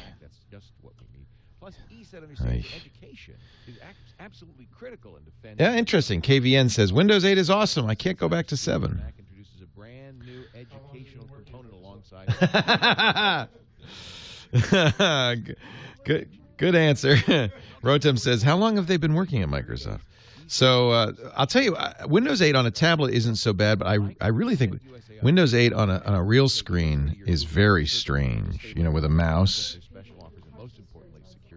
It's not so bad on a touch screen, but it's just very strange on a. I guess once you learn all of the buttons and everything, like for instance, if I want a command line, I'm in the start screen. There's no start menu, but I just type CMD and it immediately searches for over here. This is kind of like before you would press this, the start run or whatever. Yeah, so I can do that, and that's nice. And this is the desktop, but notice there's still no. Where's this? So this is the first call. Where's the start button? Hit the Windows key. Oh. And then there's this real dependence. Oh, that crashed. There's real dependence on full screen apps. And Apple's doing this too, and I'm not sure I'm crazy about the idea of everything being full screen, you know? I just really, especially on a 27-inch screen like this, it just doesn't, it seems like a waste. That's pretty. Makes sense on a tablet. And then you also have to know that, if you put the mouse here, see that? Those charms slid in? Oh, crap. Okay, now there we go. So now these charms, I can do stuff, right? But you have to kind of know there's no menu. Oh, there's something there. What? Oh, that's the Apple menu. Ignore that. I'm running it in emulation. See, and that was something this was already running. So I slide over and I get the charms again. There we go. And now I can share it. This app can't share. Oh, well, why'd you put the menu item there? Huh? What? Oh, it's just generic, huh? You can see the problems. This is just horrible. This is horrendous. Then you have to use the desktop. So now what you do is you go to desktop. And this is the good news, is that Microsoft Office continues to be a desktop app. So now we go to the desktop. Let's close this. And now I can open Office and I can do side by side. I can do so there's an Internet Explorer for Metro, which is that tablet interface, and then this is Internet Explorer so I can now have side by side windows. But you do it in the desktop. And as soon as you go back to the start menu, so these are side by side. This is, that's traditional Explorer and all that stuff. But as soon as I go back to the start menu, now, everything's full. I think people are just going to hate this. Yeah. And as far as we know, there's no button that says just use the desktop. Please, just do me a favor, use the desktop. If I visit a website on the desktop Internet Explorer and then open the full screen Internet Explorer, does it have my... That's a good question. Let's see. Let's go to the desktop. So I'll go to leoville.com. So now I'm on Leoville. And he says, "What now? If I go back here and I run Explorer here, does it go to Leoville?" No. Wow, that's useful. So, I mean, there's so many things wrong with this. I find this very. All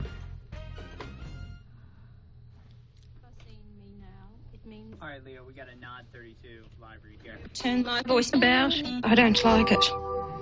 When you vote One Nation out, my language has been murdered. My language has been murdered. My shopping trolley murdered. My groceries just gone. I don't like it. Leo Laporte, the tech guy. Kyle Benham, our musical director. His playlist is available on his Google Plus account right after the show. KYLE space BENHAM. And we'll also make it available on our show notes. We have a website. I think I say this every week, but we're in a beta test period right now with our new site, and I think it's going to go live pretty soon. But right now, still the old site, techguylabs.com. You want to take a trip back to 1998? So cool. Go back 14 years to techguylabs.com. So Windows 8, Microsoft Windows 8. I'm really working very, very hard not to be dismissive of it. Trying to give it the benefit of the doubt. You can all try it. The consumer preview is available online if you want to try it. You can download it and put it on a machine. Be careful if you install it on a machine. It is going to replace Windows 7. You might want to put it on a machine you don't have to use day to day. But there are things that I think are going to bug people. And it's probably a good idea to try this release preview before you kind of commit to Windows 8. So if you're using Windows now, download the release preview. It really is a tablet operating system. I think that's the first thing that becomes apparent. It is, there's no more start menu. There's a start screen.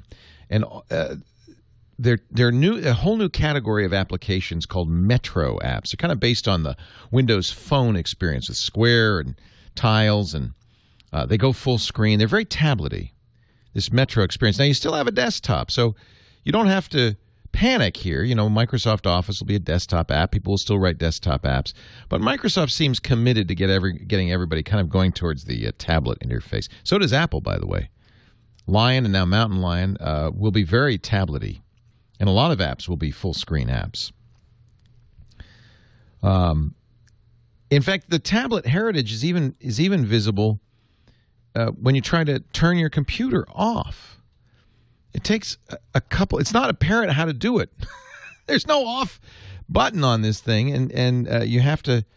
It's complicated. You have to go to a charm.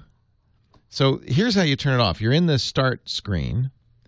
You go to either with your thumb, you slide over the charms on the right, or you move your mouse to the lower right-hand corner and the charms show up.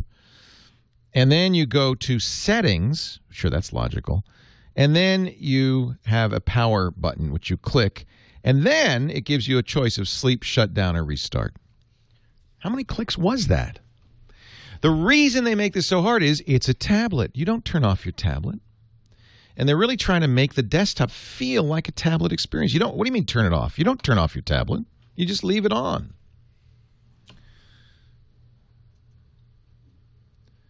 So I'm not thrilled with the whole process.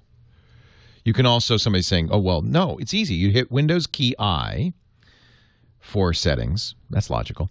And then you click the power button. Sure, that saved me a step. Windows key I. Unless you're in some other app and then Windows key puts you back in the start menu and then you hit Windows key I, and it just doesn't make any sense. I'm trying to not be dismissive of this. I think it could very well be a train wreck. The good news is best version of Windows ever is the current version, Windows 7. And it's going to be around for a good long time because I think most businesses do not want to retrain employees. Most businesses will look at Windows 8 and just say, no, we're going to pass. So Microsoft is going to be compelled to continue to offer Windows 7 for some time.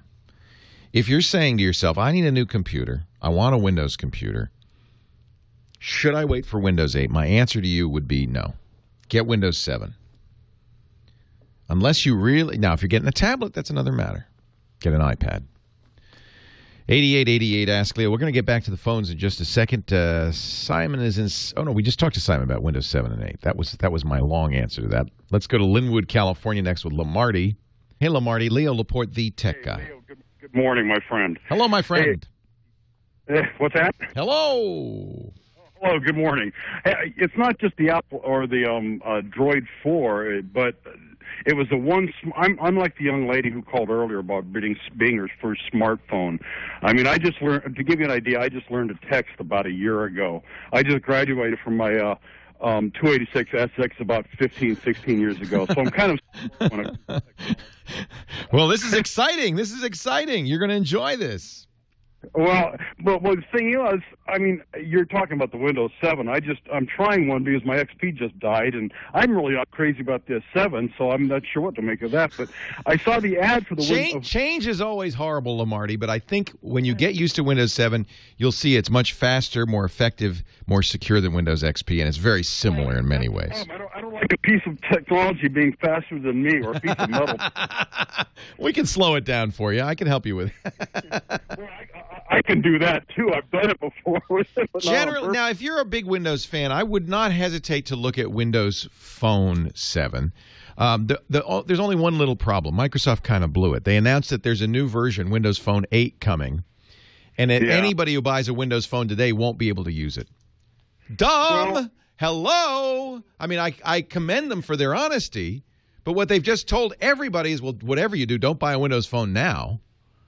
Wait till Windows Phone 8 comes out later this year because you won't be able to upgrade.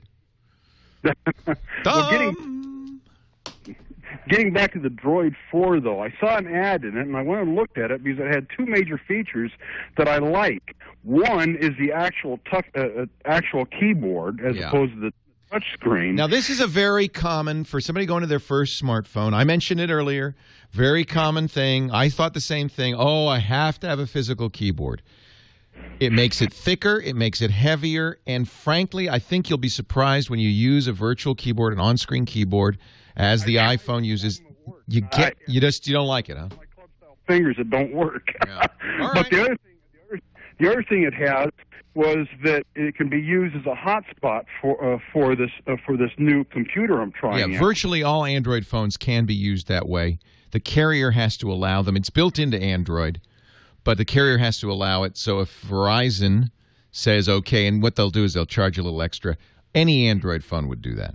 Actually, even the iPhone does that now. Okay. Well, if you don't like the Droid 4, can you recommend a phone that has those two features? No, that's a good choice. You're on Verizon, I take it. No, I'm not. I mean, actually, I'm on Sprint, but I'm on Nextel, and they're phasing out Nextel. Yeah. My company's looking to get away from it, too, so I don't necessarily need the Sprint Nextel phone. If you really need a physical keyboard, this is fine. Okay. It's just bigger and thicker because of the keyboard. It's effectively got the whole keyboard there, right? Well, exactly. But I don't want to go against Almighty Leo's dictation. Well, Almighty Leo doesn't have to do the typing. You do. So you do what you like. I don't know. I don't have anything against this phone. I think you'll like it. I'm not crazy about Motorola's, but I think it's okay, and it is a physical keyboard.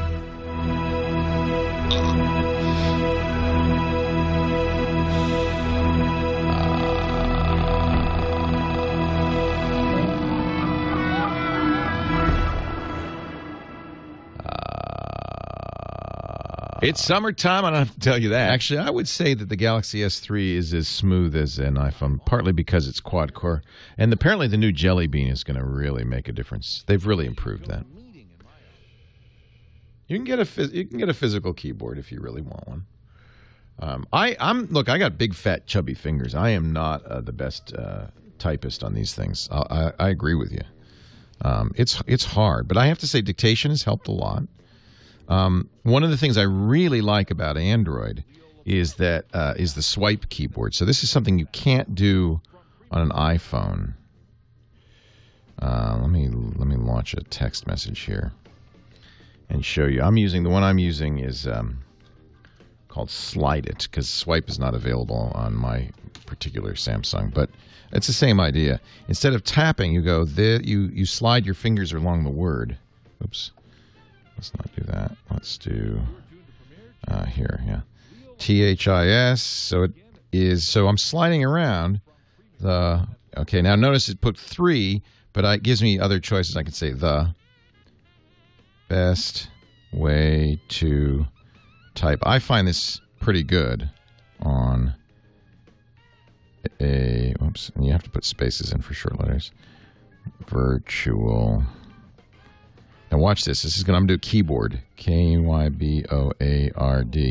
It turns out that particular pattern is keyboard, you know. There's sometimes ambiguity.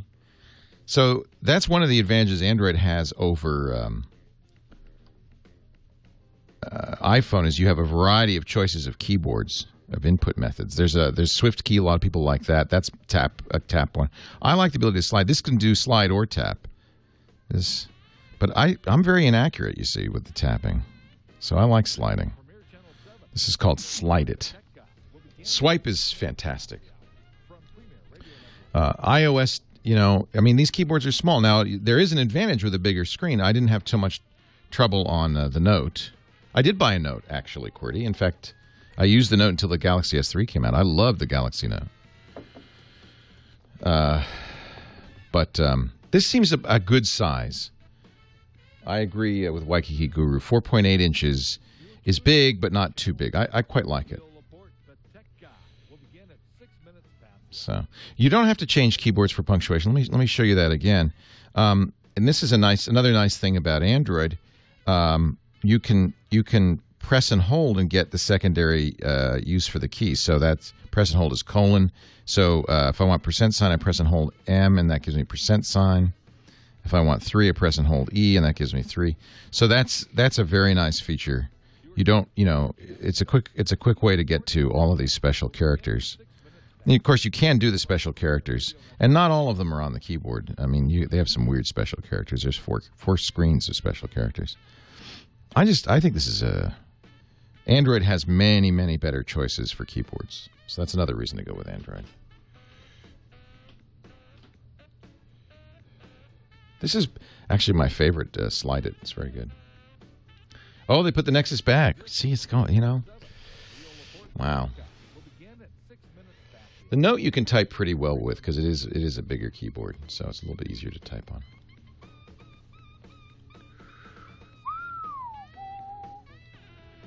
No, actually, the Note is currently being hacked by Ayaz for our next episode of Know How. He's doing an episode on jailbreaking and rooting.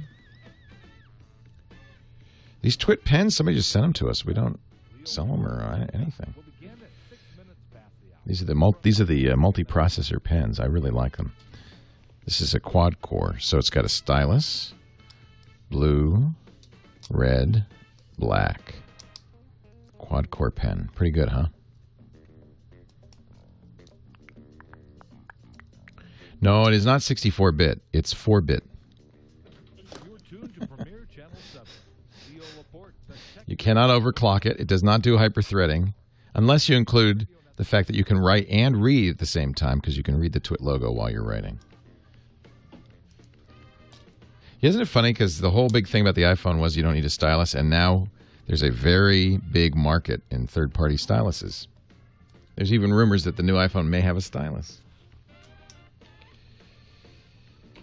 We can't sell the TWiT pen through the TWiT store because we can only sell stuff that T-Shirts Plus or whatever it is, whoever we're using, I can't remember, sells. And I don't think they have that.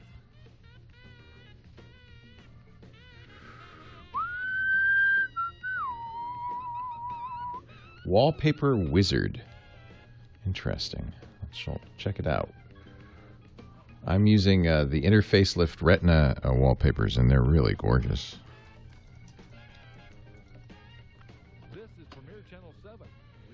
The stylus in the pen is not capacitive, so it's completely useless on anything that I have. Oh, this is cool.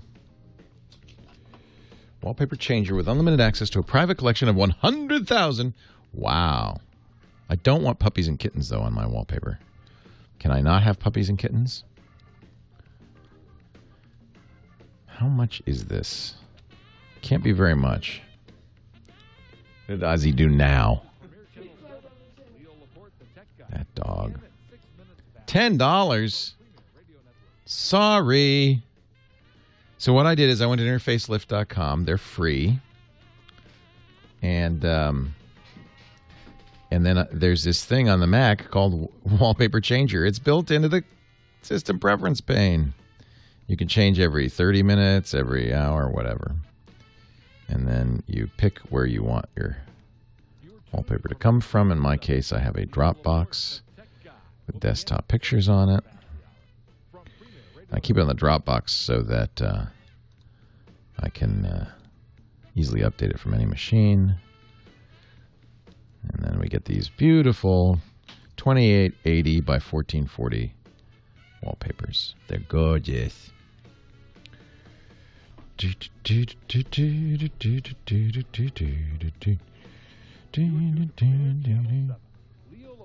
I use Osphora for my Twitter on the Retina because it's fully retinized. And I like it anyway. It's a good... Twitter's is not very good. You can stretch this out if you want to see what they are. I just shrunk them down. There's people where they're watching. Kyle's watching on his big screen. Lewis says more rain in England.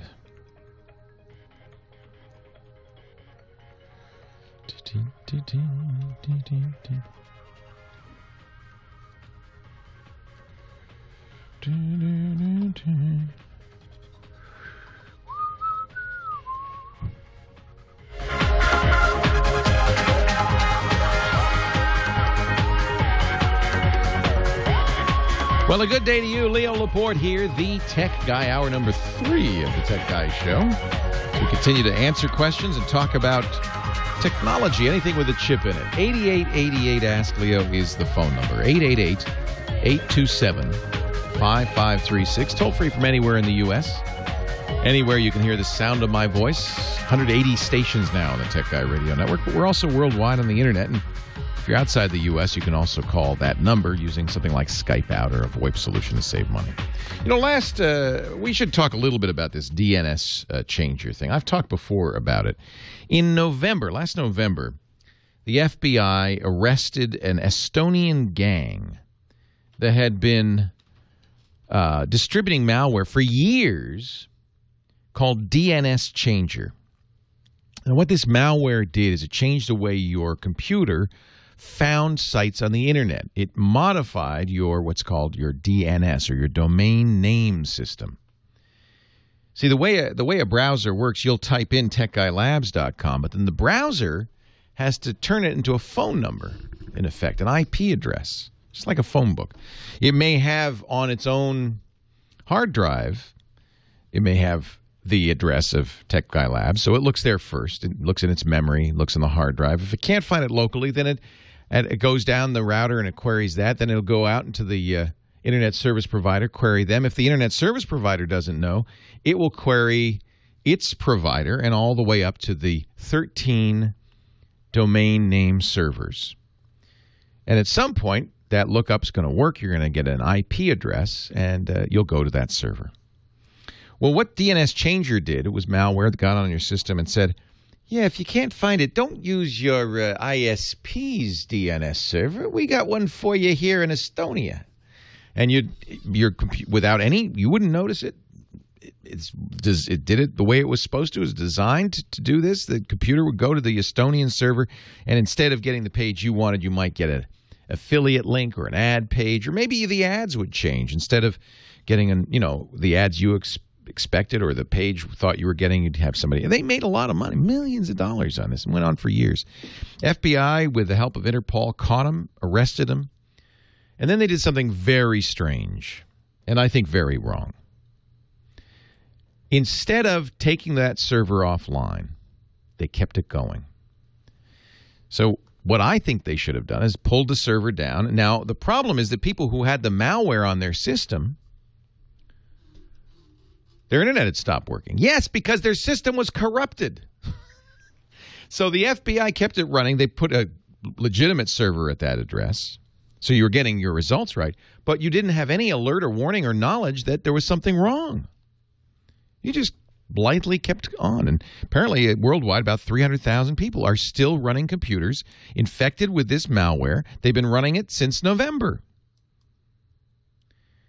And to me, that's unconscionable. The FBI was basically doing what we call a man-in-the-middle attack. They were saying, we'll take care of it from here.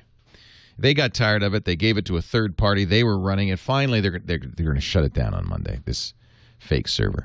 Now, Google and others, Yahoo, have gotten into the act, and Google supposedly was warning people who had this malware on there that they were not using the right server. There's a way you can check, and I think everybody should probably do it this weekend. Be nice to know ahead of time. They should have done this in the first place, frankly.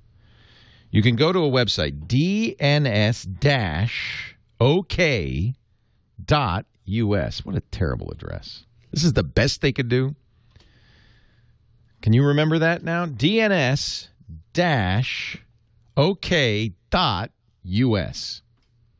They couldn't get checkme.com. They couldn't get amiok.com. No, they got dns-ok.us.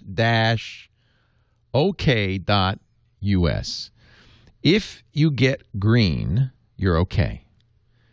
If you get red, you're screwed. And then they send you to the FBI,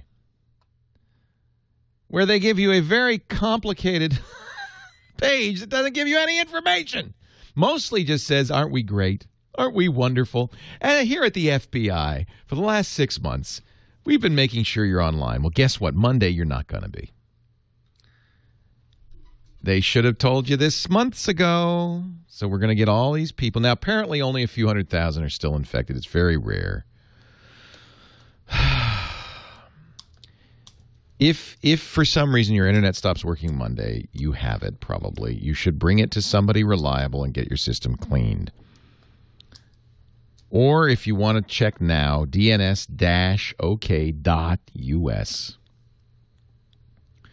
Had the FBI done the right thing and perhaps put this warning up at the beginning, we wouldn't have had hundreds of thousands of computers running for the last few months with malware. Their users completely unaware. Goodness knows what kind of damage has been done all this time. It's really a shame. Anyway, starting Monday, if you have this malware, and I'm sure no one listening to this show has it, it's probably mostly old systems running in closets that people have forgotten for years. But if you have this malware, your internet will stop working on Monday. Take your computer somewhere where they're intelligent, and they will fix it for you. It seems like this. What do you think? You're a security expert. It seems like a bad idea. They could have put in an asterisk record, so every website they visited said, yeah, they should have put. They could have done this themselves. They could have had a little warning when you know, if you had DNS changer back in November, they could have put up a little warning saying, "Hey, by the way, you have malware." Instead, they silently continued operation so that people with malware on their system had no idea and continued to use those systems for another 7 months. And who knows what kinds of credit card fraud occurred because of it? Or, I mean, who knows? It's just dumb. And I have to, the only thing I can think of is, this is just really the FBI saying, see, aren't we great? Look what we did just for you. We kept your computer working a few more months, even though you were loaded with malware. Aren't we great? Notice they have a picture of the director of the FBI in New York, the assistant director in charge. Today, with the flip of a switch, the FBI and our partners dismantled the Rove criminal enterprise. This is a public relations piece, a press release for the FBI that it sends you to if you are infected. See, aren't we great? Stupid. By the way, if I get investigated by the FBI next week, you'll know why. Paul in Columbus, Ohio. Leo Laporte, the tech guy. Hey, Leo. Hey, Paul. How are you? I'm hot. Yeah, it seems like everybody on the East Coast is dying. Oh, man, this is bizarre. I wished I was out there with you guys. Okay. I have a Windows 7 system with Outlook 2000 7. Okay. And my power was out, went off for 4 days. I'm sorry. Well, it's better than the 6 or 7 they were predicting. Yeah. Was it because of the heat? Was it because of overuse of AC? We had the big storm come through Friday night. Yeah. Part of the country, and it was 80-mile-an-hour winds, and we had lots of trees and lots of damage.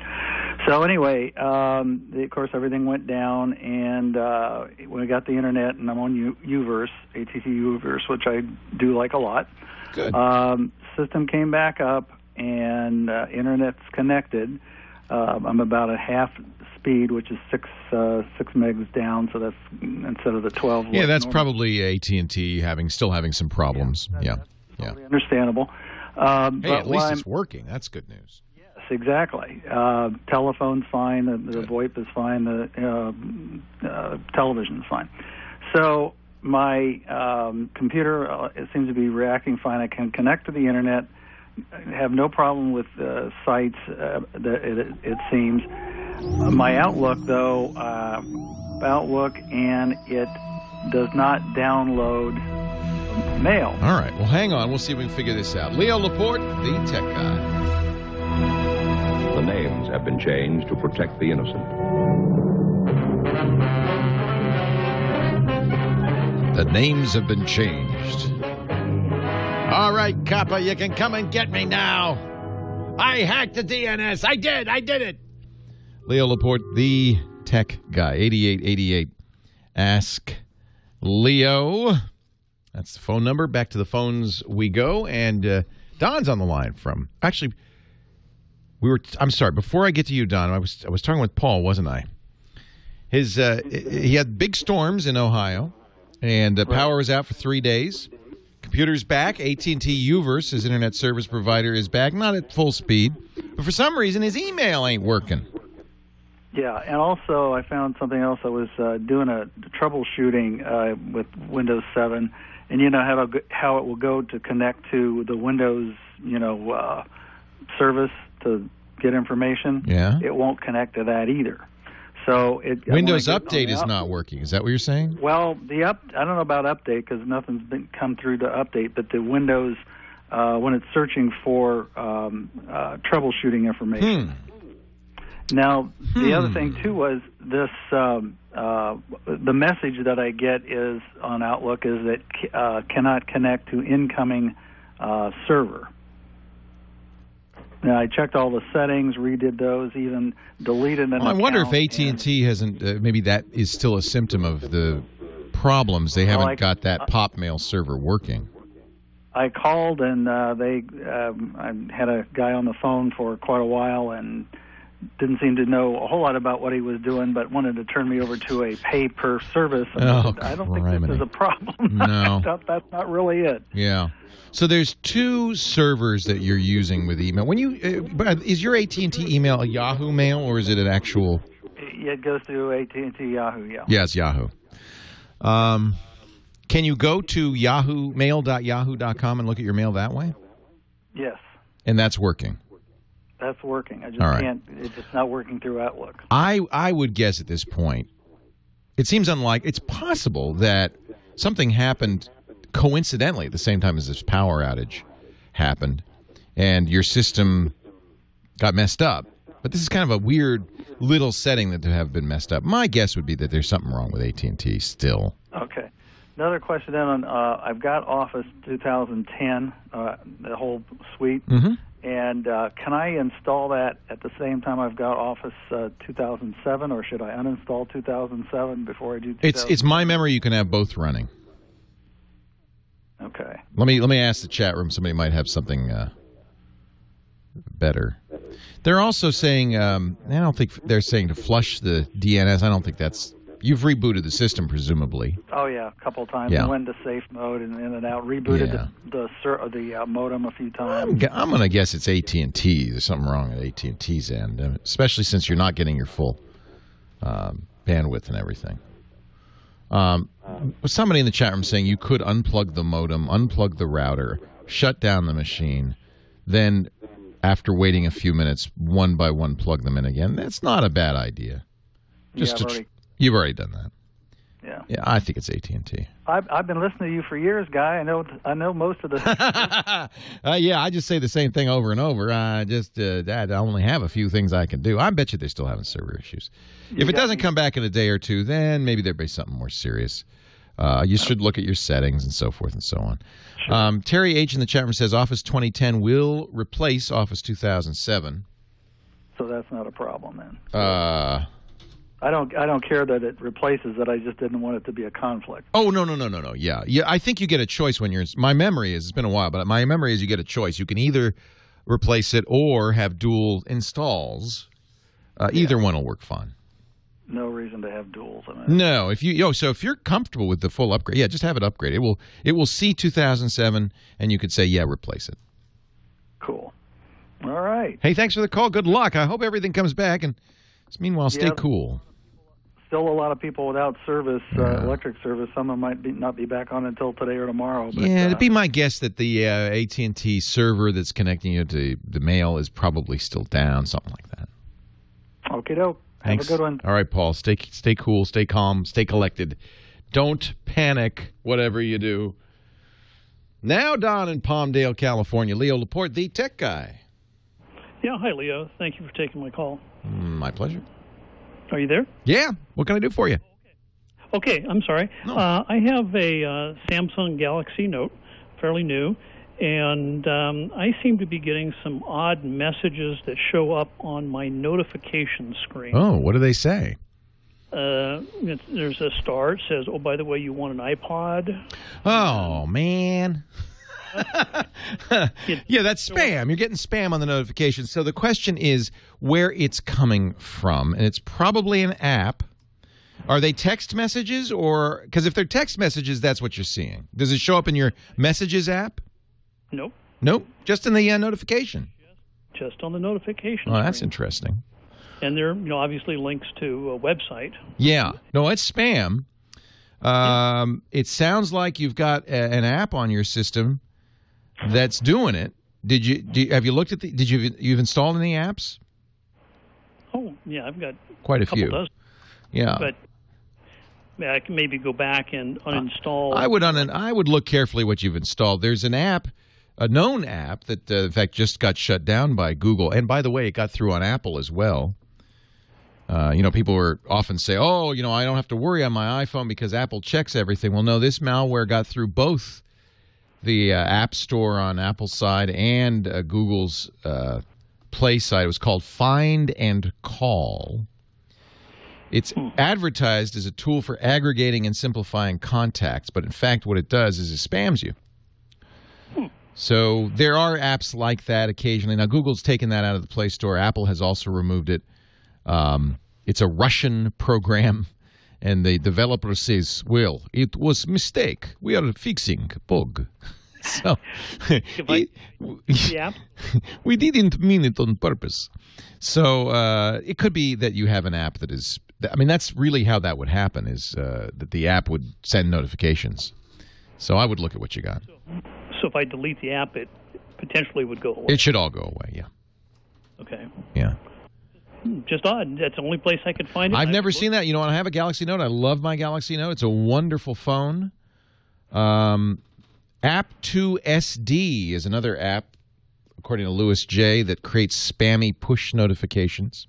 The last thing that I installed was a game that's called Diamond something or other. I would be willing to bet that's what you're seeing. Yeah, it's riddled with ads. Yeah, so that's one more way they're it's kind of illegitimately putting ads. You really, if you're going to have ads in an app, it should only show the ads when you're running the app. But if nobody's paying close attention, it's completely possible to put the ad in a notification. Sure. Now, you can also revoke the notification privileges for apps. So you might want to look at what's going on with notifications in that app and other apps. Okay. Because those are privileges. Apps, you notice at the beginning the app will say, I'm planning to do this. It's interesting. I think that now the chat room's going crazy with other apps that do the same thing. Air push is another one. Spam in your notification bar. There's quite a few, apparently.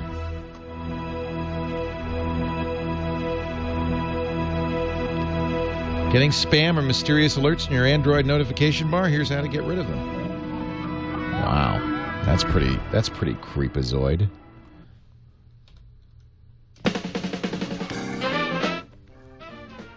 This is from December of last year.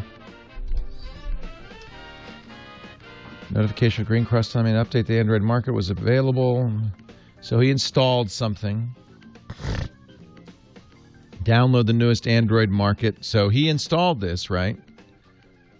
It's a third-party app called Rapio. So a couple of things. First of all, if you have turned on, there's a setting in Android that says enable downloads of third-party apps. This guy had to turn that on first, right? So remember that if you do turn that on, you got to be very careful. If you are sent to a browser to download an app, don't! Unless you're absolutely sure it's okay, because nobody's vetting these apps. And you've turned on the ability to download these risky third-party apps. So you got to be very careful about... But, you know, this is just one of many scams like this. I'm sure that this is...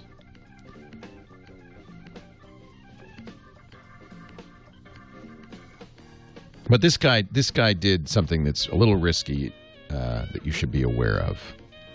In fact, I'll show you. Oops. Let's go to Settings, System Settings. And in the Security tab, I think, or is it an application? It might be in Applications. This is one problem with a Samsung TouchWiz is they've modified. Let's look at the application manager, see if it says somewhere there's no. It's not it either. Somewhere there's a checkbox.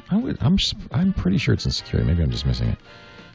Screen lock, make padlock, owner information, encrypt device, remote controls, make passwords visible. Ah, there it is. Yep, under device administration. Unknown sources. So notice mine allows that because I like to do that. But if you're at all nervous about this, make sure, and it will warn you. It'll say your device and personal data are more vulnerable to attack by applications from unknown sources. You agree that you are solely responsible for any damage to your device or loss of your data that may result from using these applications. It says that when you check this box. So if you're at all nervous about that, only download market apps. But the default is that's unchecked. And that's what obviously happened to this guy in this article, because he got a notification saying there was an update, and it brought him to a browser, and he downloaded the file from the browser. As soon as you're downloading something from the browser, an APK, you're doing something a little sketch.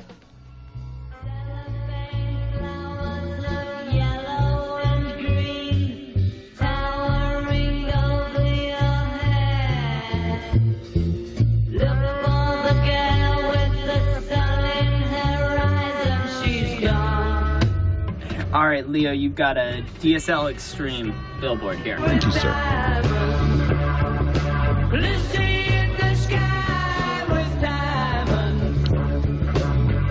Leo Laporte, the tech guy. I'm guessing, Kyle Benham, that was the version of Lucy in the Sky with Diamonds from the Cirque du Soleil Love show. Just sounded... It is, isn't it? It sounded a little bit different. They did a nice job. George Martin, the guy who originally engineered those recordings, took the original tapes and remastered and remixed. And it's just a beautiful, beautiful show. If you're ever in Vegas, go see. It's called Love. Wow, what a show that is. And if you're into technology, boy, there's a lot of technology Cirque du Soleil's using in these stages that were purpose-built for these shows. It's quite something to see. Susan Riverside, Leo Laporte, the tech guy. Hi, Leo. Hi, Susan. I have a question. My 5-year-olds are asking for a leap pad for their birthday and got some advice from friends to maybe do a tablet instead because it'll last longer. 5 is very young. Those leap frogs are pretty cute. And if your 5-year-old's asking for that, 5's pretty young. Maybe that's a good choice. I do see 3-year-olds even and 2-year-olds using iPads very effectively. That's an interesting question. I would, is your 5-year-old using somebody else's LeapPad? Is that how he or she knows about it? Tablets with friends, but I've said LeapPad to them, so they are thinking LeapPad. Ah, I get it. Well, it's a lot less expensive than an iPad. It's a lot more robust. An iPad is made of glass, easy to break, and it's designed with software for little kids. So I kind of like the LeapPad for younger children of that age. Having said that, I know a lot of very little kids who are very happy with their iPad. So the LeapPad starts at $114. That's, a lot less than an iPad. And then they have a kindergarten bundle of software. It's another, costs some money. The Disney Ultimate Bundle with everything is $200. It's a lot less. A lot less than Pad. Yeah, and it really is designed for toddlers. It's a lot more robust. It'd be harder to break. And you know what? If he or she does break it in 6 months or a year, you won't be so heartbroken as if it's a real iPad. Yeah. So the Kindle Fire like that be good with that area. I wouldn't look at a Kindle Fire at this point. If you are in the market for a $200 tablet, I'd look at the Galaxy Nexus 7, the new Google $200 tablet. It's small. It's good size for kids. It's Android, and it runs everything. It's very powerful, so it runs everything that you could run on a smartphone. If you go to play.google.com, you can order it now, and I think it's available in a week or two. Is it for her birthday? Their birthday's in August, yeah. Yeah. So $199, so it's very affordable. I've played with it. I really like it. And 7 inches, it's a good size for smaller hands. So this might be a good choice, too. But remember, this is a glass front, right? If they drop it, it will break. Yes. So if your child is pretty responsible and you can kind of keep an eye on her, this is certainly she can grow into over the years and do more and more sophisticated things. Mm-hmm. iPad has a broader variety of software for younger people, though, and that's one of the nice things about the iPad. You remember? I don't know if you remember when my kids were growing up. They're adult almost now. We used the Broderbund Living Books stuff on computer. That's how Abby learned how to read with the Arthur Living Books. I mean, they were just really great, and they stopped making them because they were on CDs. No, the internet kind of took over. Well, they're making them available again on the iPad, which is perfect. It's touch. It makes fun sounds. There's a lot of very good little kid software on the iPad. So here's what I might recommend. Maybe Mom wants an iPad. Mom wants something. If mom wants an iPad, maybe get an iPad. You can there's some good cases. There's some good solid rubber cases or auto boxes, which will really protect the thing if it's dropped. And then there is much more appropriate small kids software for the iPad. It's twins, so I have to buy 2. They're twins. Yes. Well, whenever you get one, you got to get the other, don't you? You could. I really do think you could get one for yourself, and it's your iPad, and then if they're good, they can use it. Mm-hmm. And compete with me. Yeah, the problem is Mom's going to like it so much, they're going to have to end up getting another one anyway. Exactly. I think the Nexus 7 is a good thing. The Leap pads are very limited. They're not high-end hardware. They're not even, frankly, modern hardware anymore.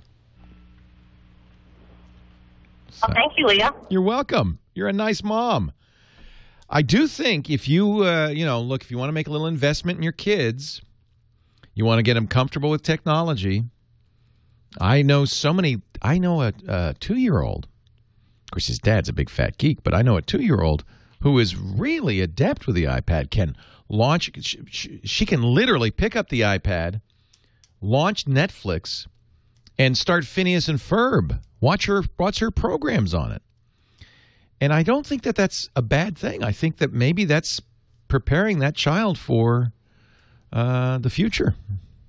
The iPad is going to be the kind of thing they can grow with. Somewhat the Nexus 7 as well. They can read on it. The reason I like the iPads is I think that in the long run there's just going to be better quality software for young people. But it's expensive, especially if you have to buy two. You're starting at $500 each. Steve in Syracuse, New York. Leo Laporte, the tech guy. Hi, Stephen. Hi, Leo. We have a Kodak ESP Office 6150 all-in-one printer. Okay. It just broke. We have a print head carriage jam, and I called Kodak. It's out of warranty. They won't do anything. So we actually took it apart, fixed the problem, put it back together. Wow. A couple days. Yeah. And then it just failed again. So now we're in the market for a new printer. We were looking actually at an HP printer, the HP OfficeJet 8600, I believe it was. And we were just wondering what you would suggest. That's a laser printer, isn't it? Oh, no, it's an inkjet. OfficeJet. Dumb. Leo, pay attention. OfficeJet. My favorite is the Epsons. I think Canon also makes very good inkjet printers. I'm not as crazy about HP, even though they're the name. I'll tell you why. These are cheap printers, as was your Kodak. It was about $150, right? It was nothing. But they get you with the ink, don't they? It's the most precious item on the face of the earth. More precious than liquid gold is inkjet ink. And that's why they almost give the printers away. Which is one of the reasons I often say it's a good idea to spend a little money. Are you printing a lot of color? Mostly black and white, but we do print color occasionally, yes. If black and white is the primary thing, I would get a inexpensive laser jet, not an inkjet, because the laser printer cost per page is much, much lower. Pennies per page compared to something like 10 or 20 cents per page. And there are color lasers. Color's not as vibrant as nice. You certainly can't do photos as you can on an inkjet. So it really does depend on what you're going to do.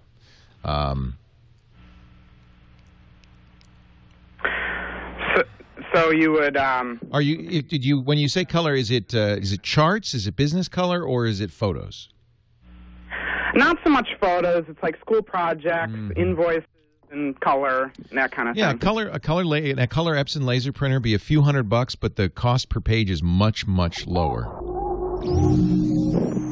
All right, well, thanks for your help. I didn't really help, did I? I just made it more complicated. Gave you more options. Dick DeBartolo, our gadget guy, coming up.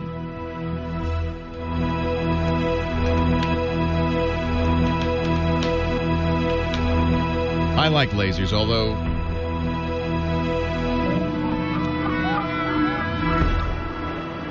if you want to do photo printing, you really don't have much choice. As I walk around everywhere, people are always asking me the two questions. I like the Epson Workforce a lot. What do I do? And two, how do I keep from? In fact, I just generally, even for inkjets, I recommend Epson. I feel like Epson's the best. You've got to reinstall your entire operating system. This is what you do not want to happen. That's why I say. Yeah, the Workforce.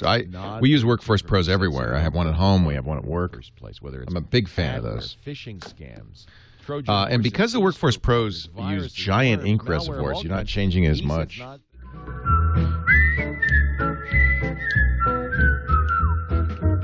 Oh, Andy and Opie, they're going down to the fishing hole. You can make me cry there. Leo Laporte, the tech guy. It's time for the gadget guy, Dick DeBartolo. He's our GizWiz Mad Magazine's maddest writer. He's a gadget hound, and he always brings us fun gadgets. You're in New York, where it is, what did you say, 1,000,000 degrees? Yeah. No, it's only 98 degrees, but the humidity is 2 million%. Oh, man. Yeah. Lots of luck tomorrow. The New York City Triathlon is tomorrow. Horrible. Horrible. Wow. Yes, it should be littered with bodies. Let's go run it, Dick. What do you say? You and me, guy. 26 miles. I feel fit. Oh, no. This is Leo. Swim the Hudson River. Oh, it's a triathlon. That's right. Triathlon. That's not just a marathon. You got to do a little swimming, a little biking, a little fishing. You bike through all 5 boroughs, and then you go running. They're going to Uostwis, I don't know what his name is, in the chat room says it's the triage-athlon. Yeah, that's right. They're down there now setting up the triage. Yeah, holy cow. For when it begins. Wow. Yeah. So what do you got for us to keep cool? You know, I just thought a couple of really cheapy gadgets to keep cool, since most of the nation is suffering from global roasting, I think it's called. So a neat little gadget is Twist and Mist. And what's neat about it is it's widely available at places like Kmart. It's under $8. So Twist and Mist, it's a twisted piece of tiny hose. If you stretched it out, it would be 3 feet of hose. But it has a memory twist in it so that you can twist it around your lawn chair, twist it around the shaft of the umbrella in the backyard. Then you hook it up to a garden hose, turn the garden hose on, and it shoots out a really tiny mist, which can just float back. And the company says it will reduce the temperature by about 30 degrees. I did it in the backyard. It's very refreshing. Even the dogs love walking through it. You know, it's like those things when you outdoors that they put on umbrellas in restaurants. Oh, yeah, I love that. Yeah, so it's a very fine mist. A fine mist, so now you can do it in your own backyard for, like, as I said, $8. It's called Twist and Mist. And if you're out jogging, you should be carrying lots of water with you. Mm-hmm. Well, for even less money, $5, ThinkGeek has the water bottle stick ice cube tray. So this is an ice cube tray that makes long, narrow pieces of ice. You know, it looks like almost like soda straws, but they're not. They're for slipping into bottles. Exactly. They'll even fit in an ordinary soda bottle. Pretty much any bottle that you have, you just make 5. Let's see, it makes 5 at a time. And I actually carried a water bottle over to ABC last week, and I just dropped one of these in there, and it kept the water cold for like an hour. So and then of course you can continue drinking it because it'll just melt and be water. more water. Yeah, exactly. Yeah. So the water bottle stick ice cube tray, as I said, $5 at ThinkGeek, and Twist and Mist is a lot of houseware stores and big box stores, and Kmart has them. About $8. Now, I think we finished the What the Heck Is It contest. Yeah, what was your guess? Because now I can tell you whether you had gotten it right or not. You know, I always pretend that I know. I had no idea what that was. I thought maybe it looked like it had a kind of a clamping thing that looked like it might go on a bicycle handlebar. So I thought maybe it was a bicycle horn or something like that. You know what? You were very close. It is a cane clip. Oh. And it's interesting. You can tell that a lot of our audience is on the older side because they all do. I know what that is. It's a cane clip. I recognize that right away. Wow. Yeah, so we picked a dozen people out of about 24 or 36 who got it right. Wow. But you're right, a lot of people said it looked something like Darth Vader. Someone said they thought it was a big hit coming this Christmas. Teenage Mutant Ninja Mother Teresa. It was the Duromed Universal Cane Holder, and that was a tough one. Now, here's the deal. You can win an autographed copy of Mad Magazine. Dick gives away 12 for the right answer, 24 for the wrong answer. Give you some idea of what Dick's looking for. Visit gizwiz.biz. That's his website, gizwiz.biz.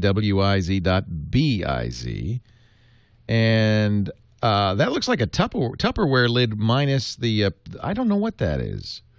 Yeah, well, that's kind of the idea. Yeah. Oh, what the heck is it? I get it. Yeah. Oh, I think. What is that? Okay, I have no. Go look at it. It's something. Yeah. It's something. It's something. And it's real. That's what's actually kind of frustrating about this. You look at it and you go, well, I could see that's something. Yes. But what? What the something is it? It's the Tupperware lid holder minus the Tupperware and the lid. Yeah. Yeah. It's the very badly designed Tupperware lid. It's a Tupperware lid for things you want to get stale. Exactly. There you go. And the Tupperware lid that's never to be turned upside down. Yeah. Yeah. It would be good for your pineapple upside down cake, though. Yeah. Because then you just drop it and it'll be fine. Anyway, GizWiz.biz, you'll be playing for the September-October issue of Mad Magazine, and congratulations to all those winners. 24 people got it right. And you gave away 12 to the right guys and 24 for the wrong We picked a dozen of those. Dick does a podcast with us. In fact, right after the radio show, we're going to do the weekly daily GizWiz, where if you like those two junky gadgets, he's got many more where those came from. There's more crap where that came from. Thanks, Dickie D. Hang in there. I'll be right back to you for the weekly daily GizWiz. But meanwhile, I got to take some more calls because I am the tech guy. Sharon in San Clemente, California. Hi, Sharon. Leo Laporte here. Yes, hi, Leo. Thanks for taking my call. Sure. I have a 13-year-old daughter who has a iPhone 4G, and I want to be able to put on some stealth software where I can monitor her messages, photos, contacts, etc. And looking online, I've seen like M-Spy, Mobile Spy, and I'm just wondering if you've had any experience is it as easy to download? Because I know you have to jailbreak an iPhone first. Yeah, Apple doesn't allow anybody to do that. So in order to do it, you're going to have to hack your phone a little bit. It's not a big deal. Jailbreak it so you can get data from or programs from a third party put on there. The negative, by the way, of jailbreaking is it makes the phone less secure. And perhaps less reliable because now all of a sudden your daughter could download software from other sources. I don't have any experience with this stuff, to be honest with you. Yeah. To know if they work, the M-Spy or Mobile Spy, because supposedly then you can log online to an account and see all their messages that came in and, what calls they made, GPS, etc. Right. No, I don't have any experience with it, I'm afraid. I don't think anybody in the chat room does. I'll keep an eye peeled for it. I guess, look, I've had teenagers. I completely understand why you would want to spy on your kids. And certainly it's parents, not only a parent's right, but I think a duty in some cases if the kid's getting into trouble or, and you have reason to believe there's an issue. I'm not a big fan of spying on your kids, however, if they're doing okay. And I think that it should never replace really talking to your kids about what kind of use you expect. You could certainly ask for the password on their phone and say, look, I'm going to have the right to inspect this. Certainly carriers offer mapping software, and even the iPhone itself has Find My Phone. So you can. I confess to having used that to see where my kids are. Make sure they are where they said they were and things like that. I don't know, however, I don't have any experience with any of this stuff, so I don't know what to recommend. And if somebody does, please join us in the chat room or call us, 8888-ASK-LEO. I think probably it would be sufficient, unless you know your kid's in trouble, to merely check the phone from time to time and say, look, I'm going to let you have a phone, but one of the prerequisites of it is that I have access to it at any time and I can check it and look at it.